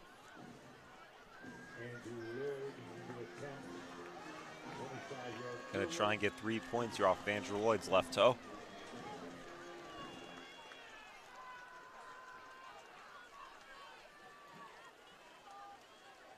And here's a field goal now. Field goal is up, and it's good. Good from 25 yards out. And Mohawk now has a 2-possession lead, 22-13 our score. They'll kick off when we come back. Welcome to Mill Creek Indoor Player Development Center, where passion meets precision. Experience state-of-the-art injury as Coach Bob Spate, the Clipper training staff, was actually over. Gentile again. Gentile runs right up the center. Close to a first down. What a run by Gentile. I mean, the junior running back. The kid is 6'1" in the backfield, so they're going to see him coming when he's running that ball up. He the comes middle. off the field for a break.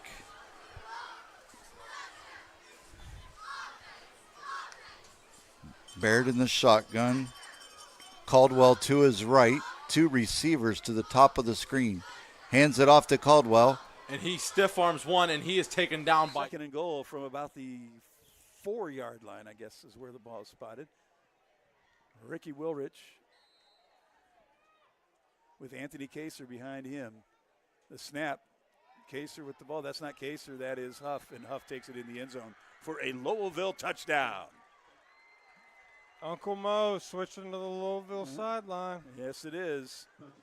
That interception, yep, they got it back. So the Rockets, at 4:40 of the 3rd quarter, score on a 4-yard touchdown run for Daniel Huff.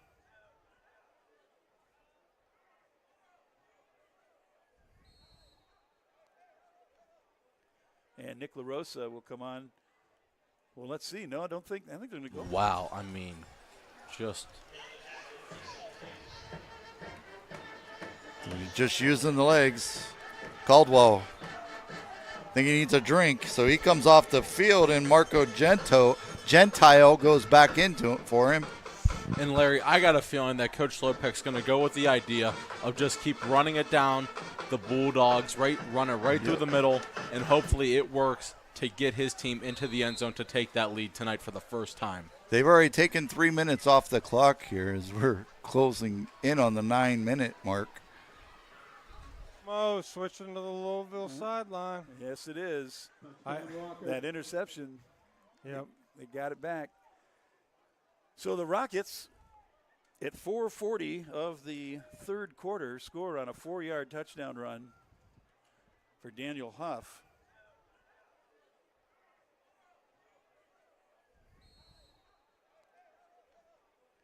And Nick LaRosa will come on.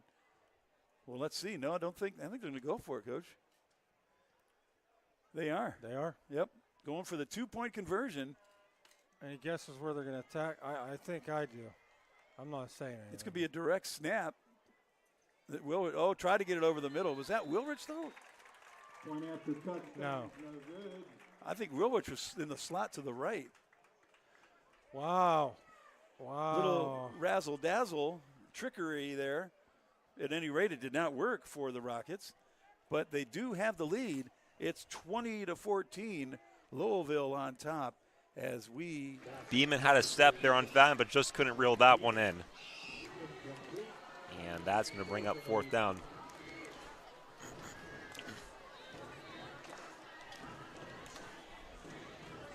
Hawks defense once again getting a big stop. 2-score game, forcing the Shanks to punt. Warriors crowd really getting into it now.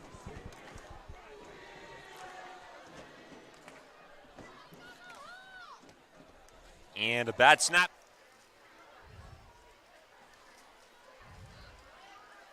And then is that Caldwell again? Yes, they called Caldwell's number. Got it on 1st and 10. He gets about a gain of 1. There's really nowhere for him to run, and he still found a yard.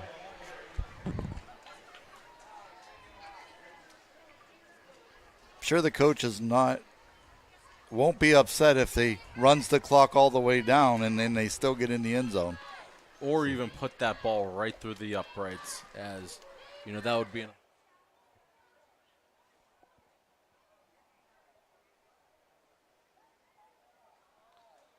Second and goal at the 1. We're going to see more of this power football from the G-men here, I'm thinking. Can Edgewood stuff it? He's going to walk it right into the end zone there for the touchdown. G-man, Ryder Kane. Ryder Kane's having one game. Yeah, he's having a good game, too. It's going to make it 20-28 now.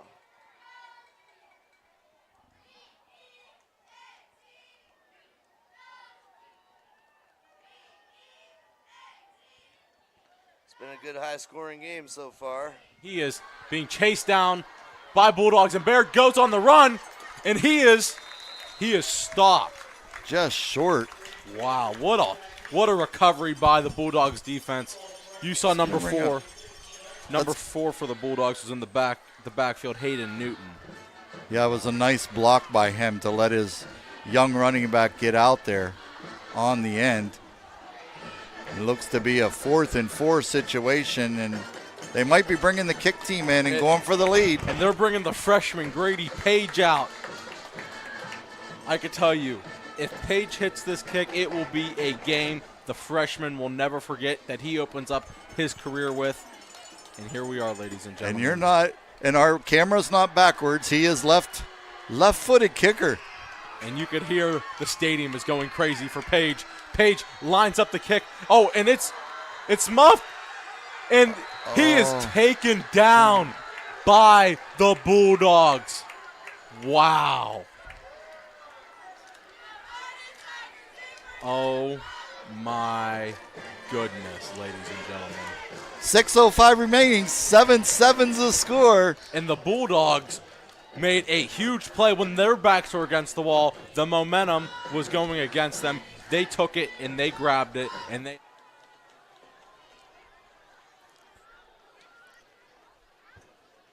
Four receivers out there for Mohawk. Fadden is going to hand it off to Stratton this time. Stratton is bouncing out to the right side and gets a short gain right there.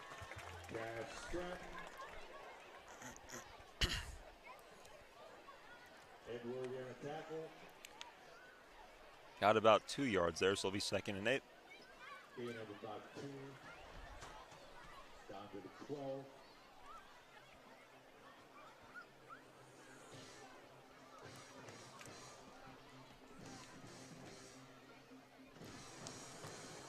Two minutes left to go now here in the third quarter and counting.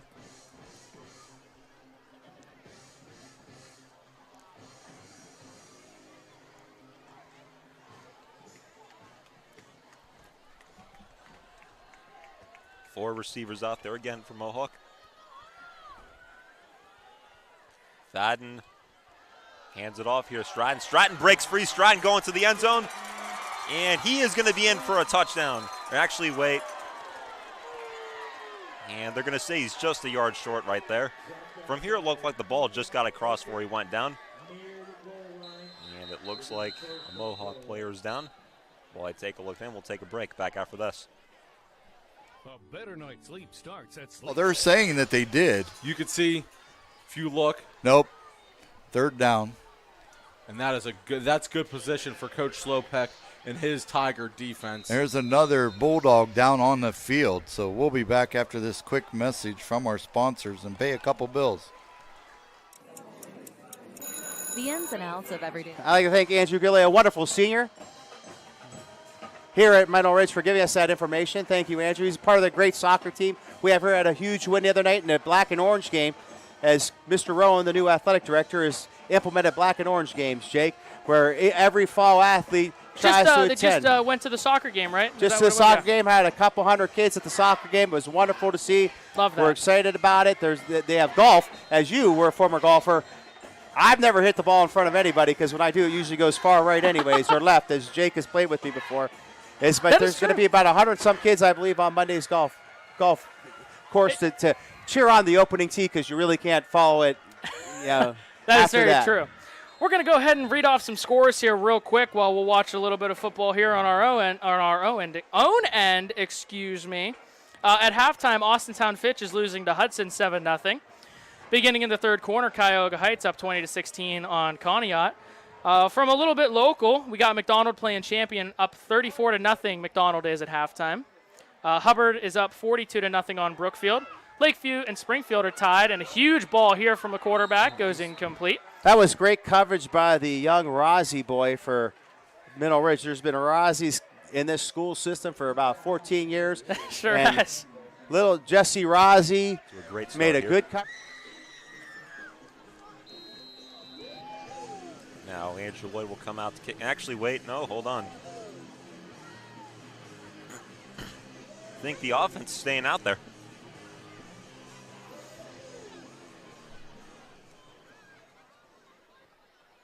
Well, if they succeed here on the 2-point shot, it'll be a 3-point game.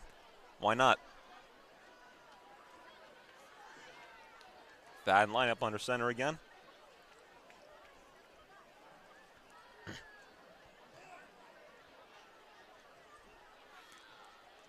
And Fadden going to throw the ball here. Running to his right now. Fadden throwing this one toward the goal line. That one. And he holds on to it. And the 2-point conversion there is good. It's now a 3-possession game. Mohawk leads 30-13. And looks like he's shaken up after that one.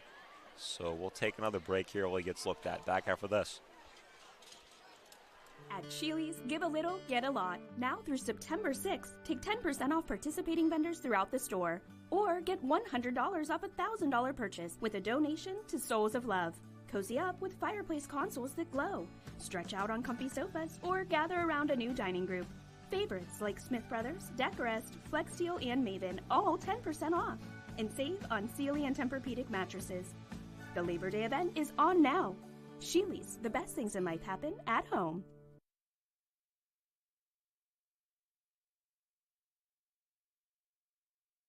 Craftsmanship to us is 60 years of pride and dedication.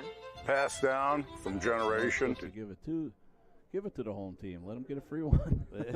What's as if Panunzio really thought the penalty flag was going to come out because he kind of started forward in that backfield. Yeah, there was definite movement up front, both sides. I quite honestly, I think it was the tackler guard on our side, closest to the Canfield bench, might have twitched a little bit. And so back them up 5, 2nd and 11. And there's these long down situations we talked about that they have to avoid on offense. That was the key to success in that second quarter and here early on in the third. Coca keeps it himself. Good read, able to gain 3 yards out to the 43 and a long third down coming up. Yeah, see that penalty really hurts them because now you're in you're kind of in a predictable spot. You know, you got to get 7, 8, 9 yards. 9 times out of 10 you're probably going to be throwing the ball or some. Be a good time for a nice tight end screen though.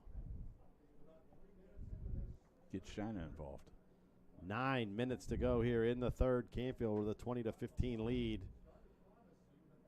Starting this second half with some confidence. 3rd down and 8 from their own 44. Coca drops back, looks over the middle, has a man in the seam, and a great play by Jeremiah Thomas as he comes up with the big interception and a huge turn of events right there for the Warriors. That one hurts. A little bit underthrown by Coca, and but again, he was looking for Furco there, and Furco being a sophomore, I don't know how much they've worked together and how fast he really realizes Furco is. But Thomas with the big play, and this Warriors team needed a spark right there, kind of just lull themselves to sleep out there on the field. It seemed like to start this third quarter. Let's see if they can get this offense going again to start the second half. Hurst. That's Gregory in motion. Hurst drops back under duress, escapes, fires over the middle. And he has his man Lucas Black with a good catch along the turf. Short gain of about 4 yards, but a great job by the quarterback. Yeah, excellent. He had a lot of pressure on him. Trying to think. I think it was Lucas Weber was in there and chasing him down. Keeping him very uncomfortable back there. Second and 7. Great catch. Absolutely, it was a great catch. I thought it skipped off the ground.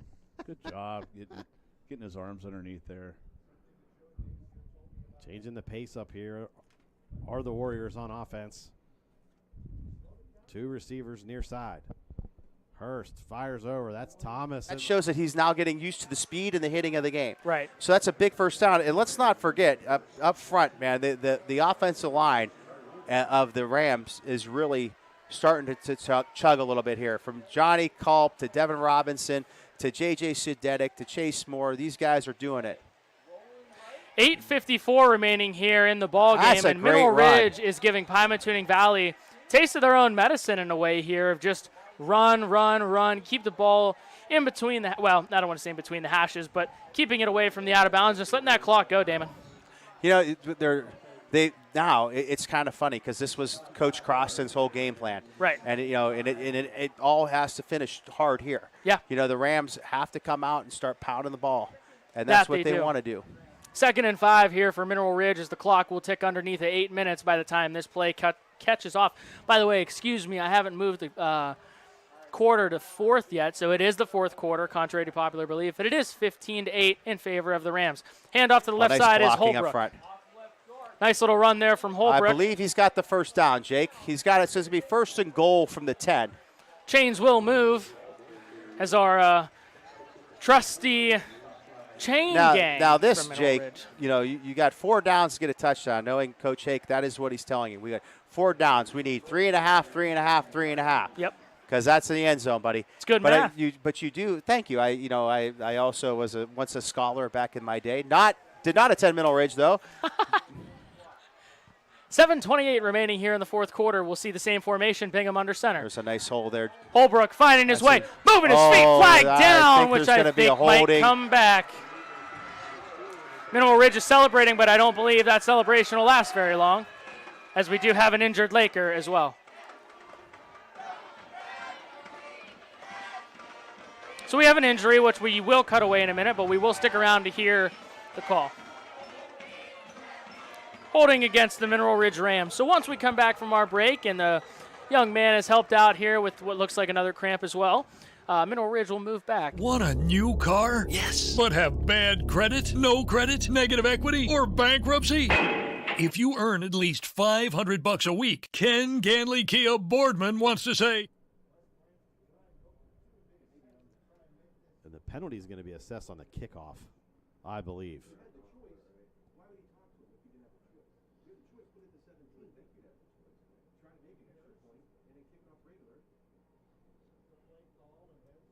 So West Branch in the huddle, going to go for 2, try to extend this lead to 3 with 7 minutes to go.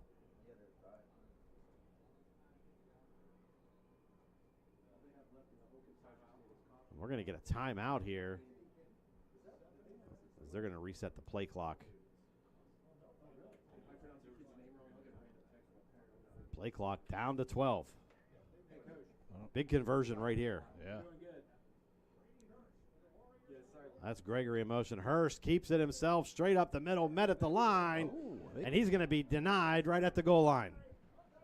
I'll tell you what, that's a big play right there. Great stand right there, absolutely, and that may come into play later. There's no doubt about it.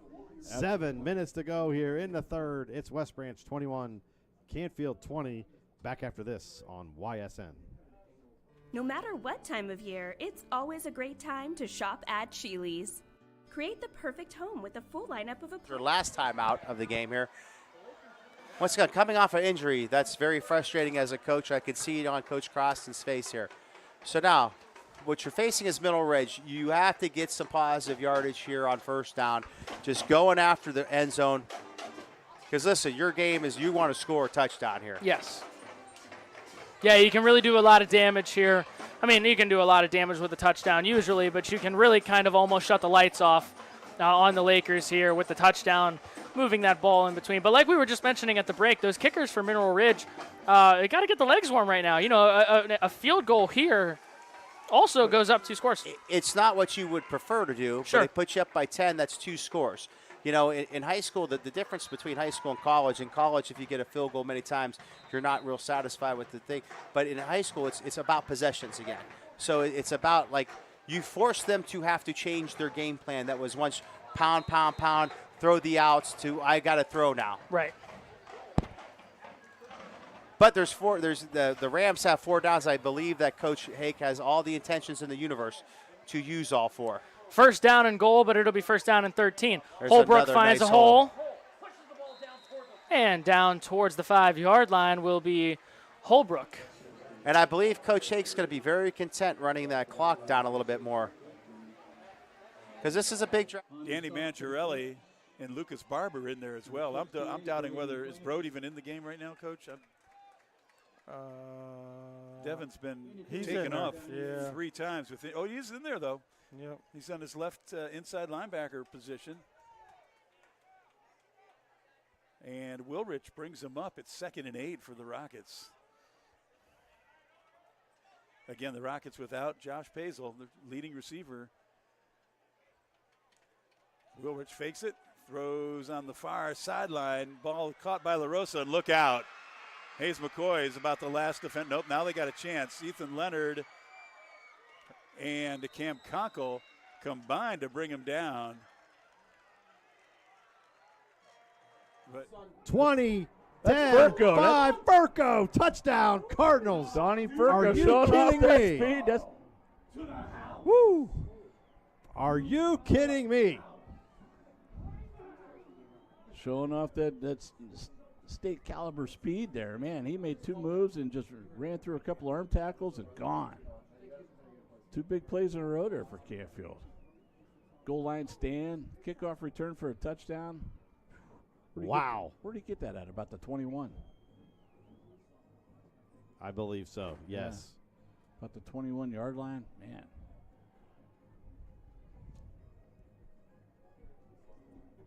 Unbelievable turn of events here. Every time we have one big play, Canfield answers with their own, and they retake the lead. Goodrich on for the point after. Snap is back, and that kick is blocked. High snap there. Good job for Coco handling that high snap by actually getting it down, but that throws off the timing. It does, and we got a wild one in Canfield. 6:47 to go in the third. Canfield back on top. Before the lights come on, the Clipper defense, Brode was there along with Reich, Lucas Barber, and to top it all off, Jordan Cusick in there as well for the Clips. They defended that well. Yeah. Huff had to feel like he was looking at a team picture of the Clippers there when he got the ball. They just a lot of red jerseys. Great D by the Clips. And a nice loss, about a 7-yard loss. It's going to be 3rd and 12 for the Rockets. Wilrich takes a couple steps back. Here come the Clips, but he's got a wide open receiver. And that is going to be a touchdown, Louisville. Flag on the play. Going to get a face mask on us. Okay. Face mask on the Clippers. Yep.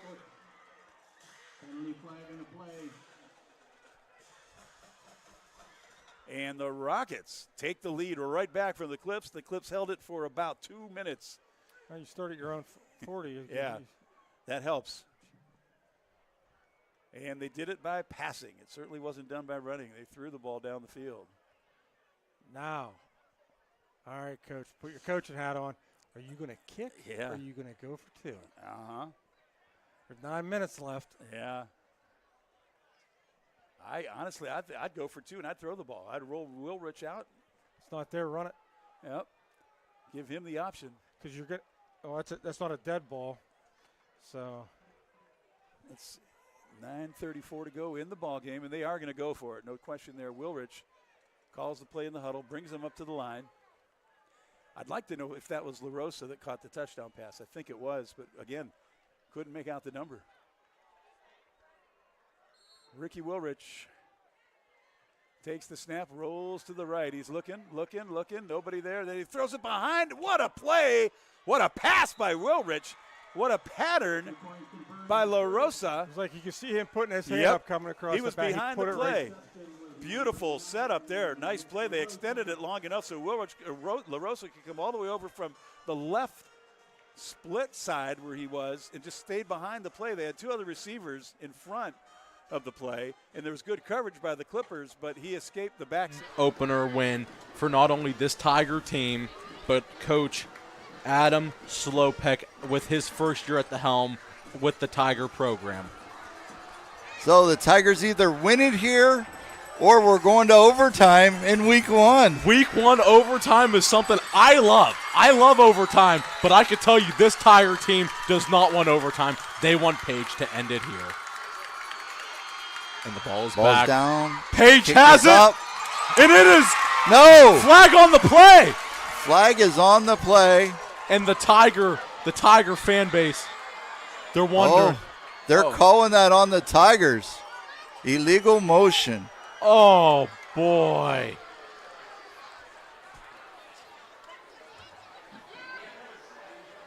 And that'll push Page back about, what would you say, Larry, 5 yards? 5 yards. Add an extra 5 to the freshman's leg.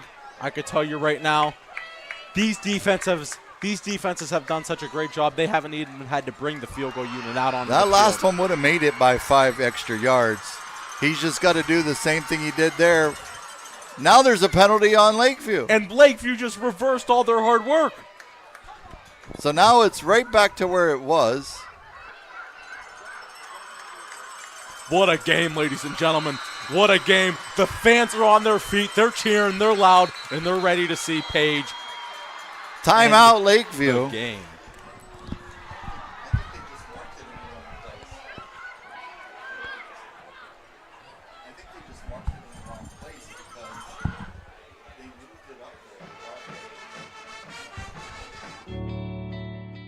get back to doing.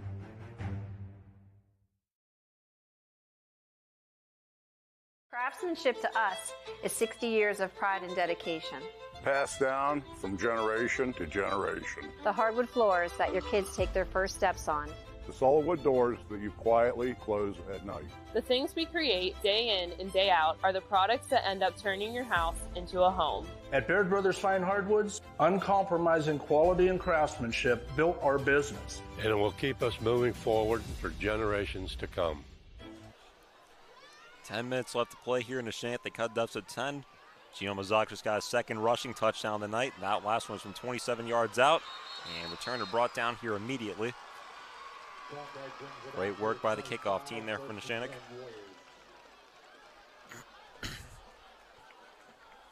And wow, you can't write the story any better. And the way you end the chapter of week 1 is with Page sending the Tigers. He just made the kick, but there was an offside penalty on the Tigers.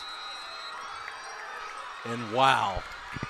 So here we are, the left-footed kicker, freshman from Springfield Local High School in Ohio. Here we go. He's up. Ball is down, kick is up. And it is no wide good. Right. And we are going to overtime. Week 1 overtime. You can't write the story any better in Ohio high school football. Week 1 overtime is something that football lovers absolutely love. That's your first game announcing, too? I mean, wow. And you end up with an overtime game. You know, I can't write it any better for myself to be out here announcing an overtime game. It'll give me that overtime experience, that is for sure. So we will cut to a commercial break, and we will bring you back for the fifth quarter action. Toyota of Warren, trusted to get you into your dream ride since 19...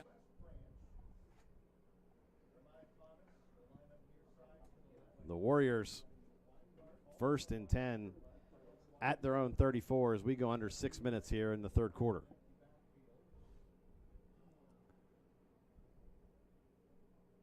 A lot of patience here on offense. Got plenty of time on the play clock.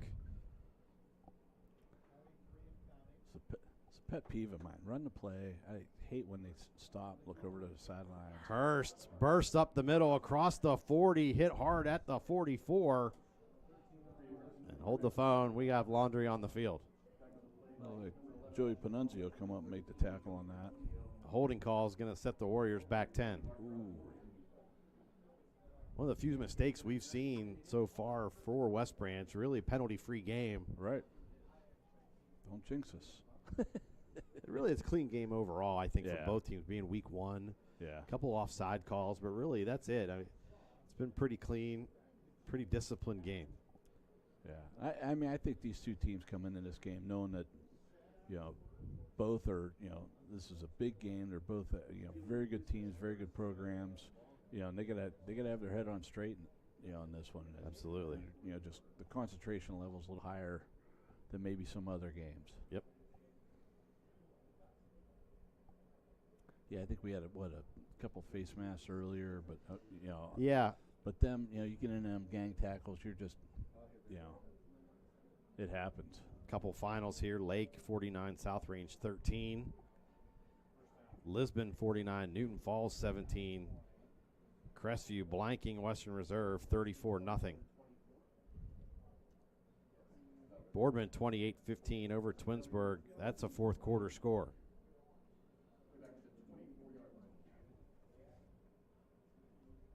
And Ursuline was all over Steubenville. Last time I checked, it was 37-7 in the fourth quarter.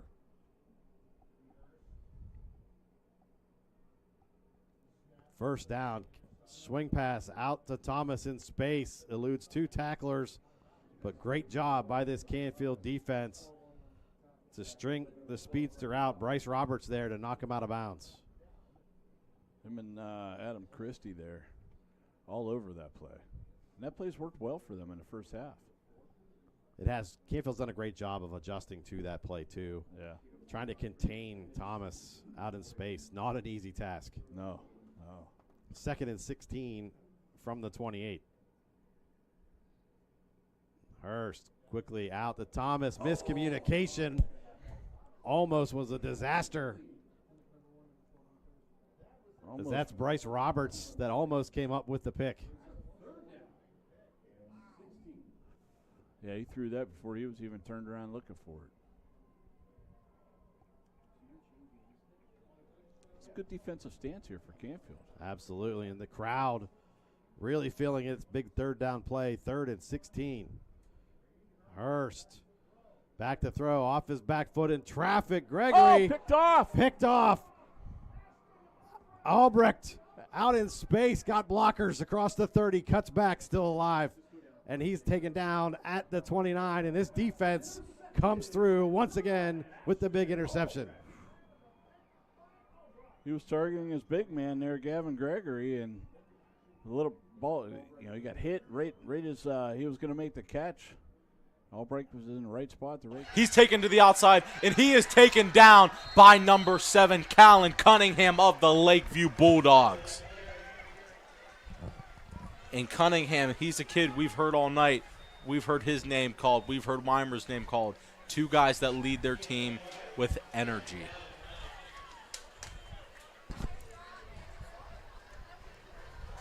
Second and 9 from the 19 for the Tigers. Braden Baird at quarterback. He's ready to put his team in the shotgun. 2 receivers to the bottom of the screen, hands it off to Caldwell. Caldwell gets a short gain. Takes it to about the 17. 3rd and 9. They were down here with 4th and 15 when they scored their 7-point, their first touchdown from the 25-yard line and pulled out a trick play. We'll see if they have anything else up their sleeve that they've been holding back for overtime. We saw they had that trick play in the 3rd quarter to put them over the edge. 87 has pressure on him. Baird goes out, and Baird is forced out of bounds by the Bulldog defense, and he is taken down hard out of bounds.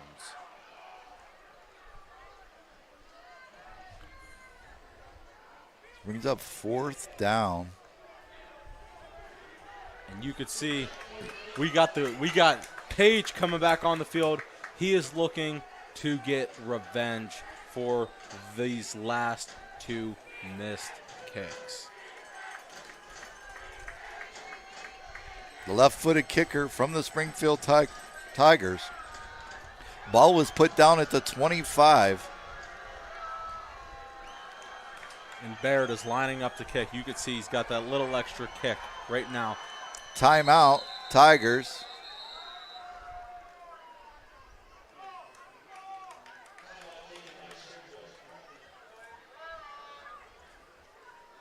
Damn it, it is. And it is a tie ball game, Joe. Wow. What a first game of the year. Yes, it Edgewood's is. got 3:55 back still, though.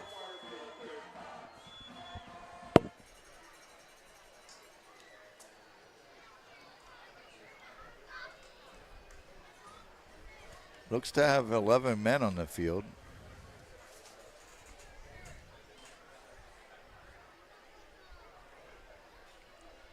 And we'll give you a score update here. Crestview beats Western Reserve 34-0 tonight. And another score update for you. Lisbon has beaten Newton Falls 49-17.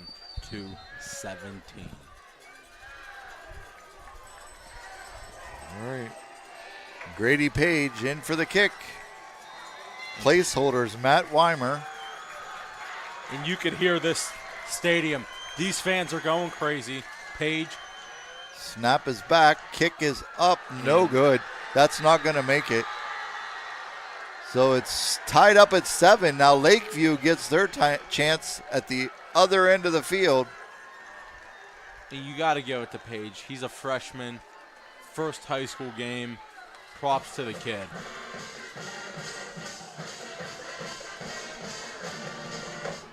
All right, so we don't swap fields. Possession. I thought we did, but I'm fine with it. Yeah. So we stay down at this end of the field.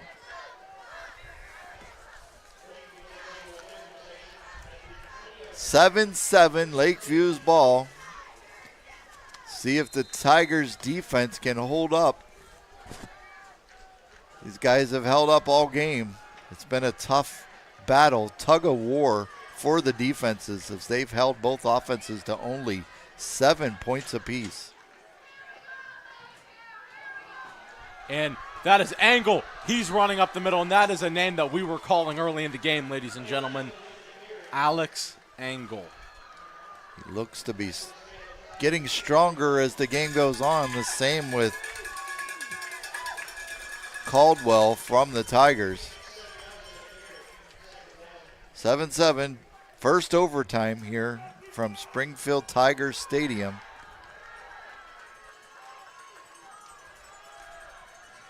I formation, under center, hands off, little gain as 4 Tigers take him down. And wow, just Go ahead. Amazing play by that defense there to stop them. They're looking to put them in field goal formation and have them hopefully block that kick and come out here and end the game tonight. Asa Lance goes to the sideline, comes back to the huddle. Releases the huddle as Asa is under center. I mean, this stadium's going nuts. We could feel the press box shaking right now. 3 running backs to his rear. Hands off to the lone back. And he is stopped dead in the middle around the 11-yard line. 4th down and 1. Their kicker's coming on now. Easton Bradley, the junior from Lakeview High School.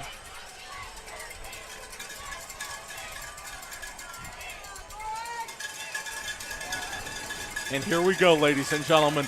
Week 1 ending in 1 overtime. Hopefully the Lakeview Bulldogs are looking to beat the Springfield Tigers 10-7. And timeout Lakeview. And wow, Larry. 3:33 left in this ball game. 2nd and 17 for the Warriors. We got 3 up top. 1 to Dufour's right. 1 at the bottom. Dufour takes. He rolls out to his right. Nowhere to go, but he fires, and it's a little short of his intended receiver. You wouldn't mind it at all. Lakeview has not scored since early in the first quarter, so this would be their... They scored with 8 minutes left in the second, so they... Oh, yeah, that's right. They scored. They're going on... A timeout with 1:07 to go. May not have been ready on defense. We'll be right back. It's tonight where they lose a few yards, but they hit the big one. Can they hit another? Punt team warming up here on the sideline. Let's hope we don't have to see them. Empty formation here. Dufour in the shotgun. 3 to the bottom, 2 up top. He looks. He's got a little time. He rolls out to his left. Fires downfield, and he's got him. No first down. No first down, but Zard Triplin, a great catch here. And I don't know. This is 4th and 3 or 2. I think the Warriors got to go for it. Think they're going to go for it? I think you got to go for it. I don't think you give it back to Garfield with 3 minutes left. And I think they are. Here we go. You are right. You're right. Here they go. What a game, Sean. Now, do they run the clock down to the play clock and call a timeout? Maybe try to get them to jump offside with a hard count here? That's something I'd think about. The fans are on their feet. Here we go. And there is that timeout. Good call, Sean. And we'll be right back. 2:30. Better night's sleep starts at Sleepy Hollow Sleep Shop. Discover luxury sleep solutions for any budget with a carefully curated gallery of premier mattresses from leading manufacturers, including Tempur-Pedic, Sealy, Serta Perfect Sleeper, Beautyrest Black, and more, all under one roof. Plus, enjoy exclusive closeout savings on select mattresses up to 50% off. Free delivery. He's done a great job of escaping the pressure. There was number 17, Adam Christie, running in there, getting pressure on him. Defense has really stepped up for Canfield tonight. After that first possession of the game where West Branch really just marched down the field, they've adjusted well, played with some confidence. Yeah, it was like they just weren't awake that first. I think you're right. Yeah, it's the first game. Yeah. Quick pass to the big man. Gregory right over the middle. 11-yard reception and a Warrior first down. Furco Panunzio, between the two of them, I don't know if they'd be as tall. If Furco was on Panunzio's shoulders, I don't know if they'd be as tall as Gavin. What a weapon! Oh man, Gavin Gregory is 6'7". What an athlete, as you saw in that 51-yard touchdown reception. Yeah, there's a big difference between being just a big tall guy and being an a athlete. big tall athlete. Yeah, And he's an athlete. Yes, Basketball player. D1 football recruit. Hurst scrambles, looks in the flat. Edwards, great catch out across the 35. He goes. Edwards showing some skills out of the backfield. Good play, gain of 6, and a great job by the quarterback Hurst to elude the pressure. absolutely. Shannon was right on him, and I mean tackling him as he threw, and it's the first time we've called his name on defense tonight, which is odd, very odd. West Branch trying to get lined up before the end of the quarter, and that's going to do it for the third quarter of play. An exciting 3 quarters here at Canfield. The fourth quarter coming up. It's Canfield 26, West Branch 21. Back for the fourth after this. A better night's sleep starts. First down. Excuse me, the whole game. 5 or more every time. Yeah, they're hitting explosive big runs. A little trouble over there for the chain gang. They haven't had the rust worked out yet, Sean. They're still doing They're getting it worked out. Yeah, they are. Yes, they are. The guy had a little fumble. Here he goes. Takes off to the top side. Oh. And he holds him for about 8 yards. But even when it looks like Edgewood holds him, they're still ripping off 8. Klein on the tackle. Second and short. 1:32 left in this ball game. The snap. He comes right up the gut. Oh! Good tackle there. Kept him to only about 5 there. 1:23 left on the clock. It's not running yet. Now it's running. First down Garfield at their own 42. Edgewood needs to stop. They need it. Garfield has all 3 timeouts as well. Oh, a little end around play, but Edgewood pretty good coverage on it. They snuff it out. Great discipline by the Warrior defense that time.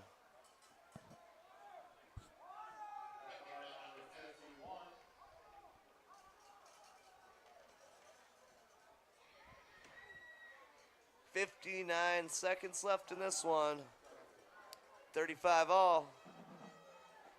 That leaves Garfield with 2 timeouts remaining. We'll be right back. What I appreciate about Greenwood Chevrolet, they really seem to demonstrate their willingness to go the extra mile. The greeting was so friendly and made us feel comfortable, like we came to the right place. Our salesman was Joe Kovacic, and he seemed very friendly and was a good listener and just seemed to really pay close attention to what we were. At Sheely's, give a little, get a lot. We're back here at Corlew Stadium. 35 all, Warriors tied with the G-Men. Second down, 6. He's going to go to his left. There's nowhere to go. What a stop. The Warriors come right through there to halt him. And the clock's running. The G-Men do not look like they want to call a timeout here. They might run a quick play here. Edgewood has no timeouts remaining. 30 seconds on the clock.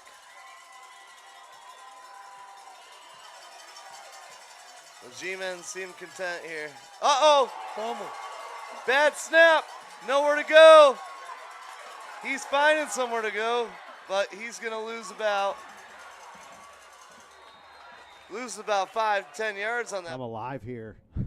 And why shouldn't they? Big plays. People love the big splash play, as they call it. Absolutely. And they've seen plenty of them tonight. Yeah, I mean, they're electric tonight. I'll tell you, though, after last year, they're ready for a big year from this Cardinal football team, and you could tell the excitement. You could just feel it from this crowd.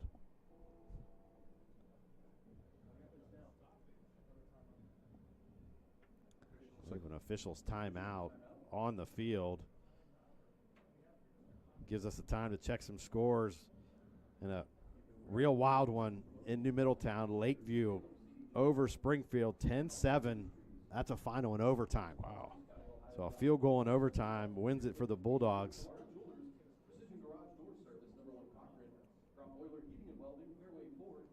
I'll tell you what, this second half here, you really haven't seen West Branch too much in the YSN red zone. You haven't. They were the first half. That's right. And I keep giving credit to this Canfield defense, and they deserve it. They really do. They've done the job. Yeah, they have stepped up, but not to be forgotten. West Branch's defense has played really well tonight. If it wasn't for 2 kickoff returns, that's exactly right. You made that point. Yes, they've really held Canfield. They've really held Canfield's offense down. The officials talking to the AD here at Canfield along the sideline.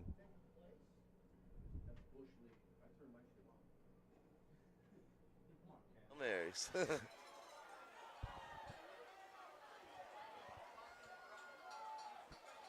This would be the time for one of Edgewood's good. It's time for some of their magic. They've had a lot of big plays tonight. If they could get one here, this stadium would explode.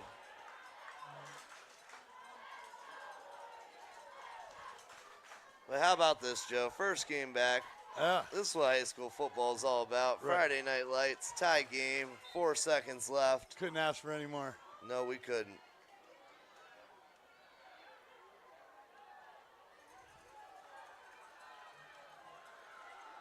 J.J. Dufour is going to be in the shotgun.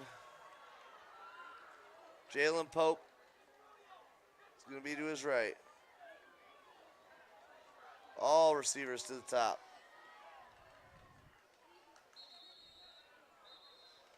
I think we got a false start. Yep. That's going to back Edgewood up 5 more.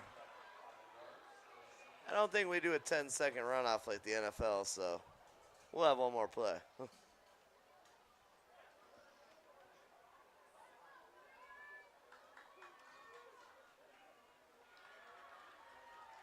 right, 3 to the top, 1 to the bottom.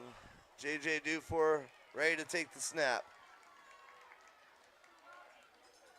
Low snap. Fires it on a screen. He's got room. He's trying to make something happen. Up the right sideline. All the way to the 40, 35. And that is going to tie us at 35. We're heading to overtime. What a first game. We'll be right back, and we got extra football for you. At Sheely's, give a little, get a lot. Now and counting here in the 4th.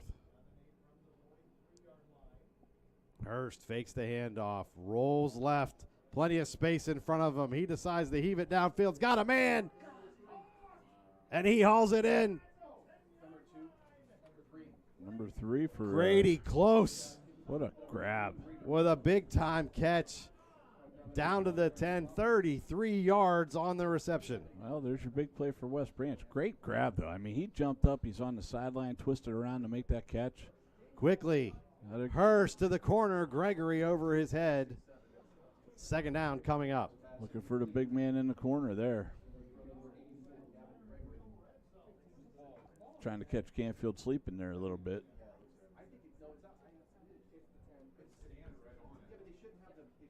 Big plays for both teams.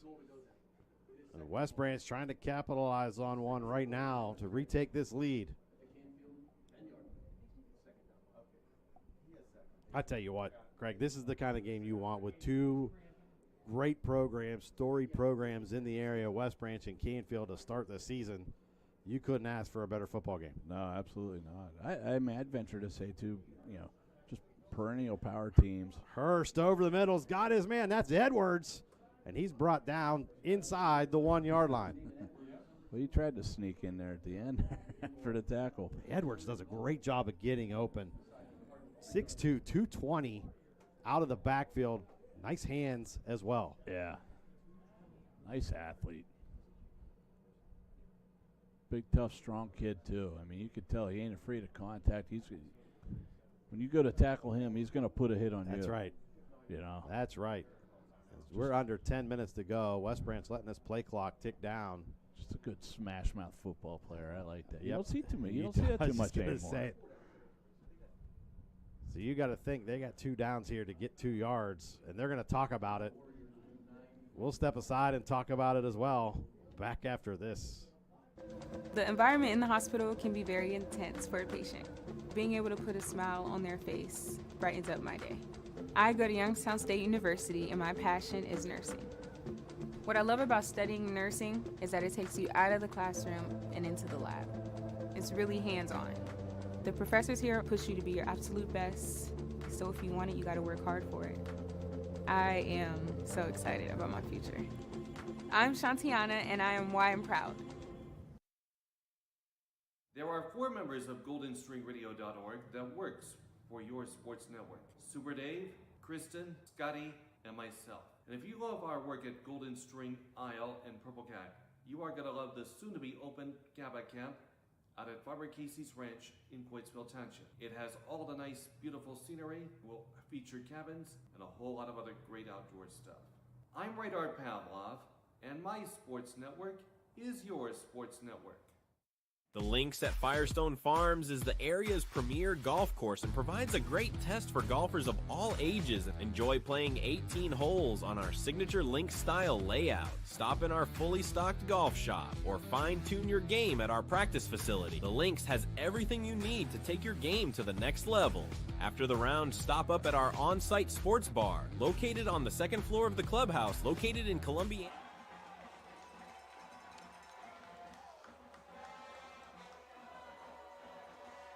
Oh, they're going to start at the 20-yard line. That's where we're going to start.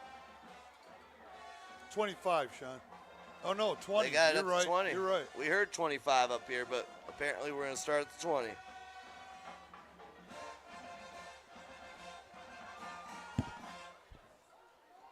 Garfield's ball to start this overtime. We have no time on the clock.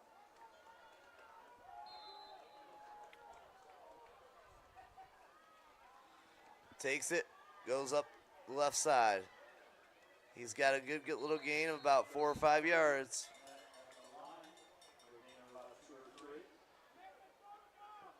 Another one by Ryder Kane. Him and Devin Bates leading this Garfield G-Men offense tonight. 2nd and 6, and Mason Thor was in on that tackle. He's made quite a few tonight.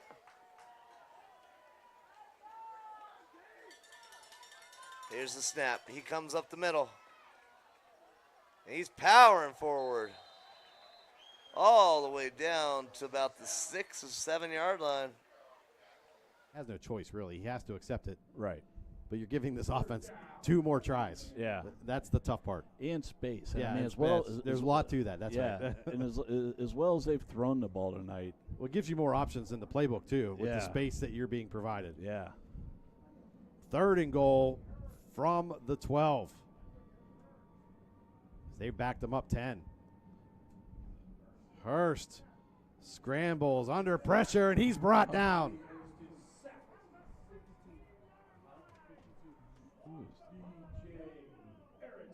DJ Erickson, the first time we've called his name tonight. Yeah, on the sack. What a, man, great time to call your name, too, No buddy. doubt about it. Huge play by Erickson. Loss of 4 on the play. 4th down and goal for the Warriors. Trips near side. So fans are going crazy. The whole place is shaking It up is. here. And Canfield's going to call a time. Got to watch that middle. Takes a snap. He goes to the left side, and he powers in. The 2-point is good. That's going to make this 43-35. Garfield G-Men on top. Edgewood will have their chance now. They need a touchdown and a 2-point here to keep this game going.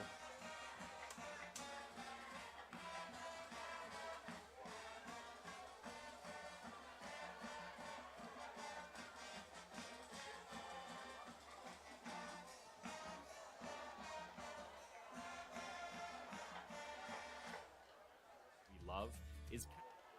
All right. Edgewood's ball now at the 20-yard line. J.J. Dufour at quarterback.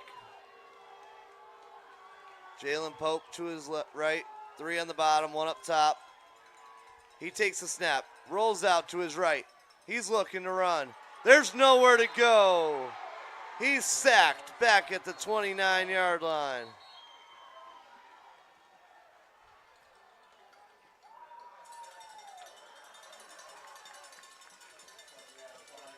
There's a flag on the play, though.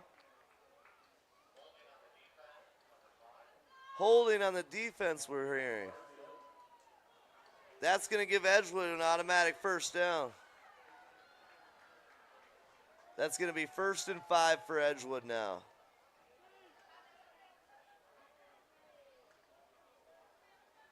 What a key hold that they just got there. Wow, that could have been devastating. Oh, they moved this all the way up to the 10. This is a 10-yard penalty. 1st and goal at the 10. Dufour, 3 to the top, 1 to his left. He rolls out to his left. He fires to the end zone. It's caught! Touchdown, Warriors! Now they need the 2. What a game. What Sean. a game, though. Wow. Number 1, Czar Triplin. What a game he's had. Yeah, he has. What a game. These kids have played their heart out tonight, Joe, Yes, on they both have. sides of the ball. Yes, they have. The G-men also. Yes, And they I'll have. give Edgewood the credit. This G-men team is physical. And Edgewood is still showing fight, even this late in the game. A lot of fight. A lot of fights. Yep. Here we go. Game on the line. Everyone on their feet. Corlew Stadium is rocking.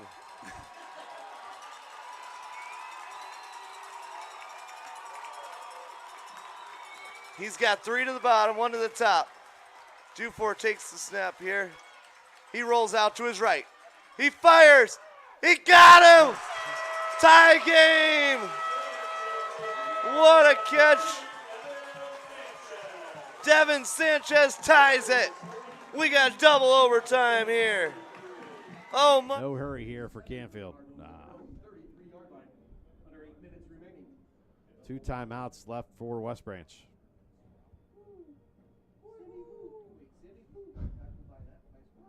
Sounds like we got some mouths up in there. I think Edgewood. Porter, handoff.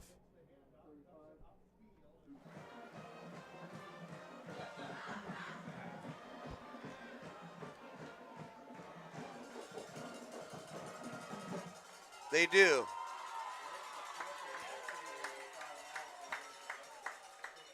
Edgewood gets the possession here, and then Garfield will get a possession. Now Edgewood can put the pressure on.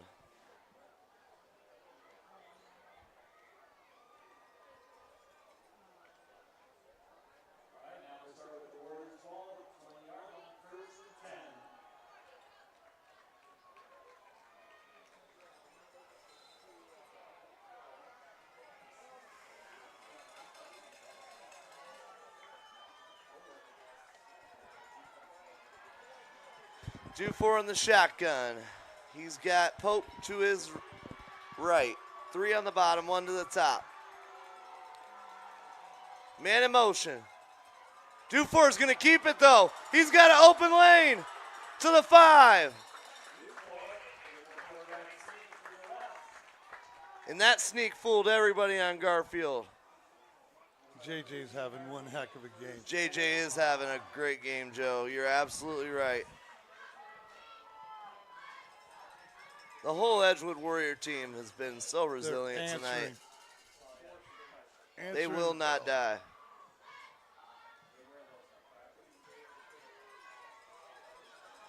All right. JJ in the backfield. He's got 2 backs with him. 2 guys down at the bottom here.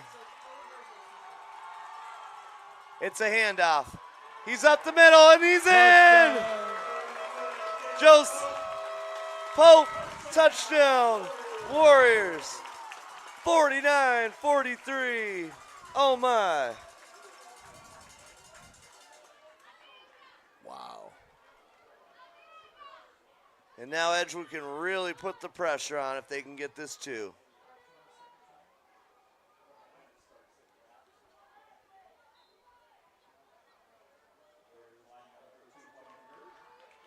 Here we go. JJ in the shotgun. Pope's going to come to his left now. 1 up top. Now back to his right.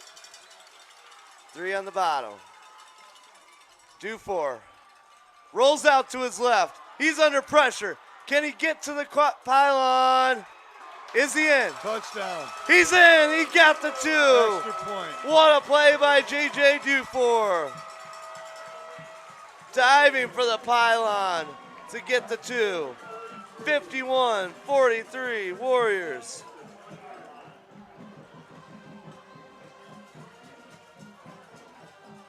And they put the pressure on Garfield now.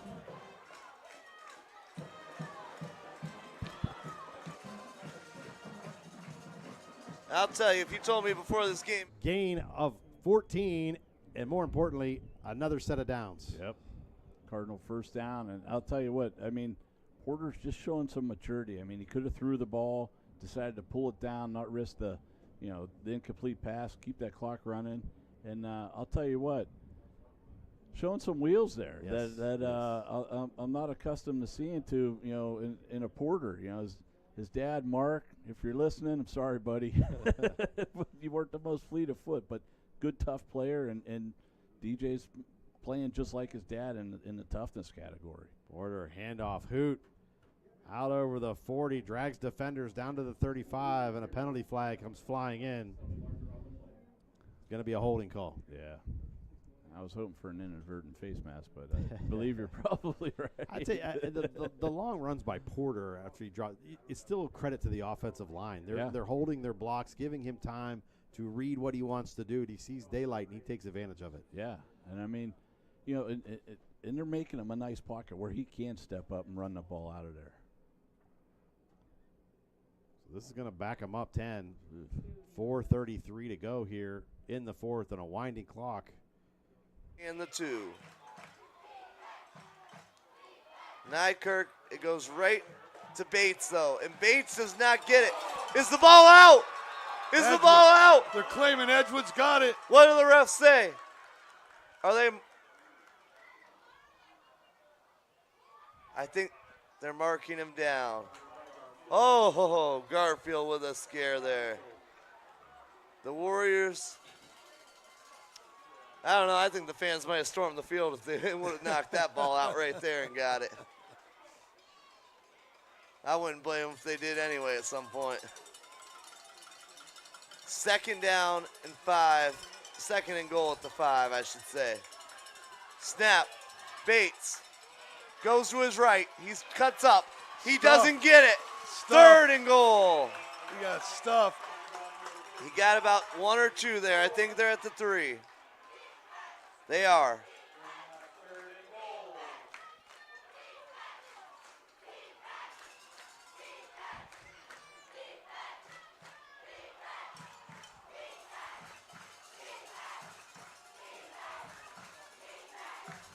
I don't know about you, Joe, but this is one of the better high school football games I've been at in my entire life. And it's our first one. First one of the year. Can't get any better. Nykirk back there with Bates. Bates gets the snap. They got him in the backfield. They got him. That's 4th down and goal at the 10. The Warriors are one stop away from pulling out this win. What a game. Here we go. Garfield will call a timeout. We're not going to go to commercial break. We're going to talk about this a little bit, Joe. What a play. Right. And that's where that crowd energy, in a sense, gives your defense that boost. Those guys are fired up out there, and they made a huge play. Sons us all the time. When they complain about holding, I'm like, hey, it's never a penalty if that flag don't come out. I go, right. remember that when you're No when you're on the other side of the ball also.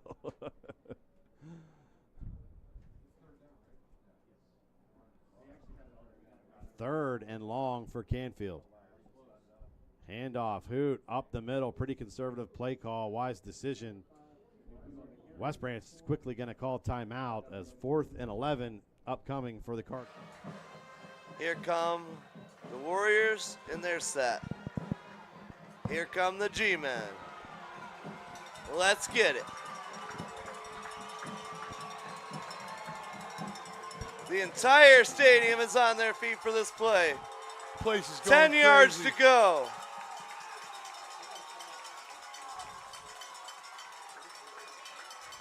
Nykirk at QB. He takes the snap. He rolls out. He fires to the back of the end zone. It's intercepted. The Warriors win. The Warriors win. What a game. They shocked the G-Men. Can't wait The for fans start storming the field in the end zone. Can't wait for next week. Can't wait for next week. Wow. What a game. Friday night lights. What a game. This is Sean Prine and Joe Massey from YSN Sports. We want to thank you for tuning in to one heck of a game tonight. We'll see you next week. Your Warriors, 51. YSN thanks you. Oh, these TV timeouts, buddy.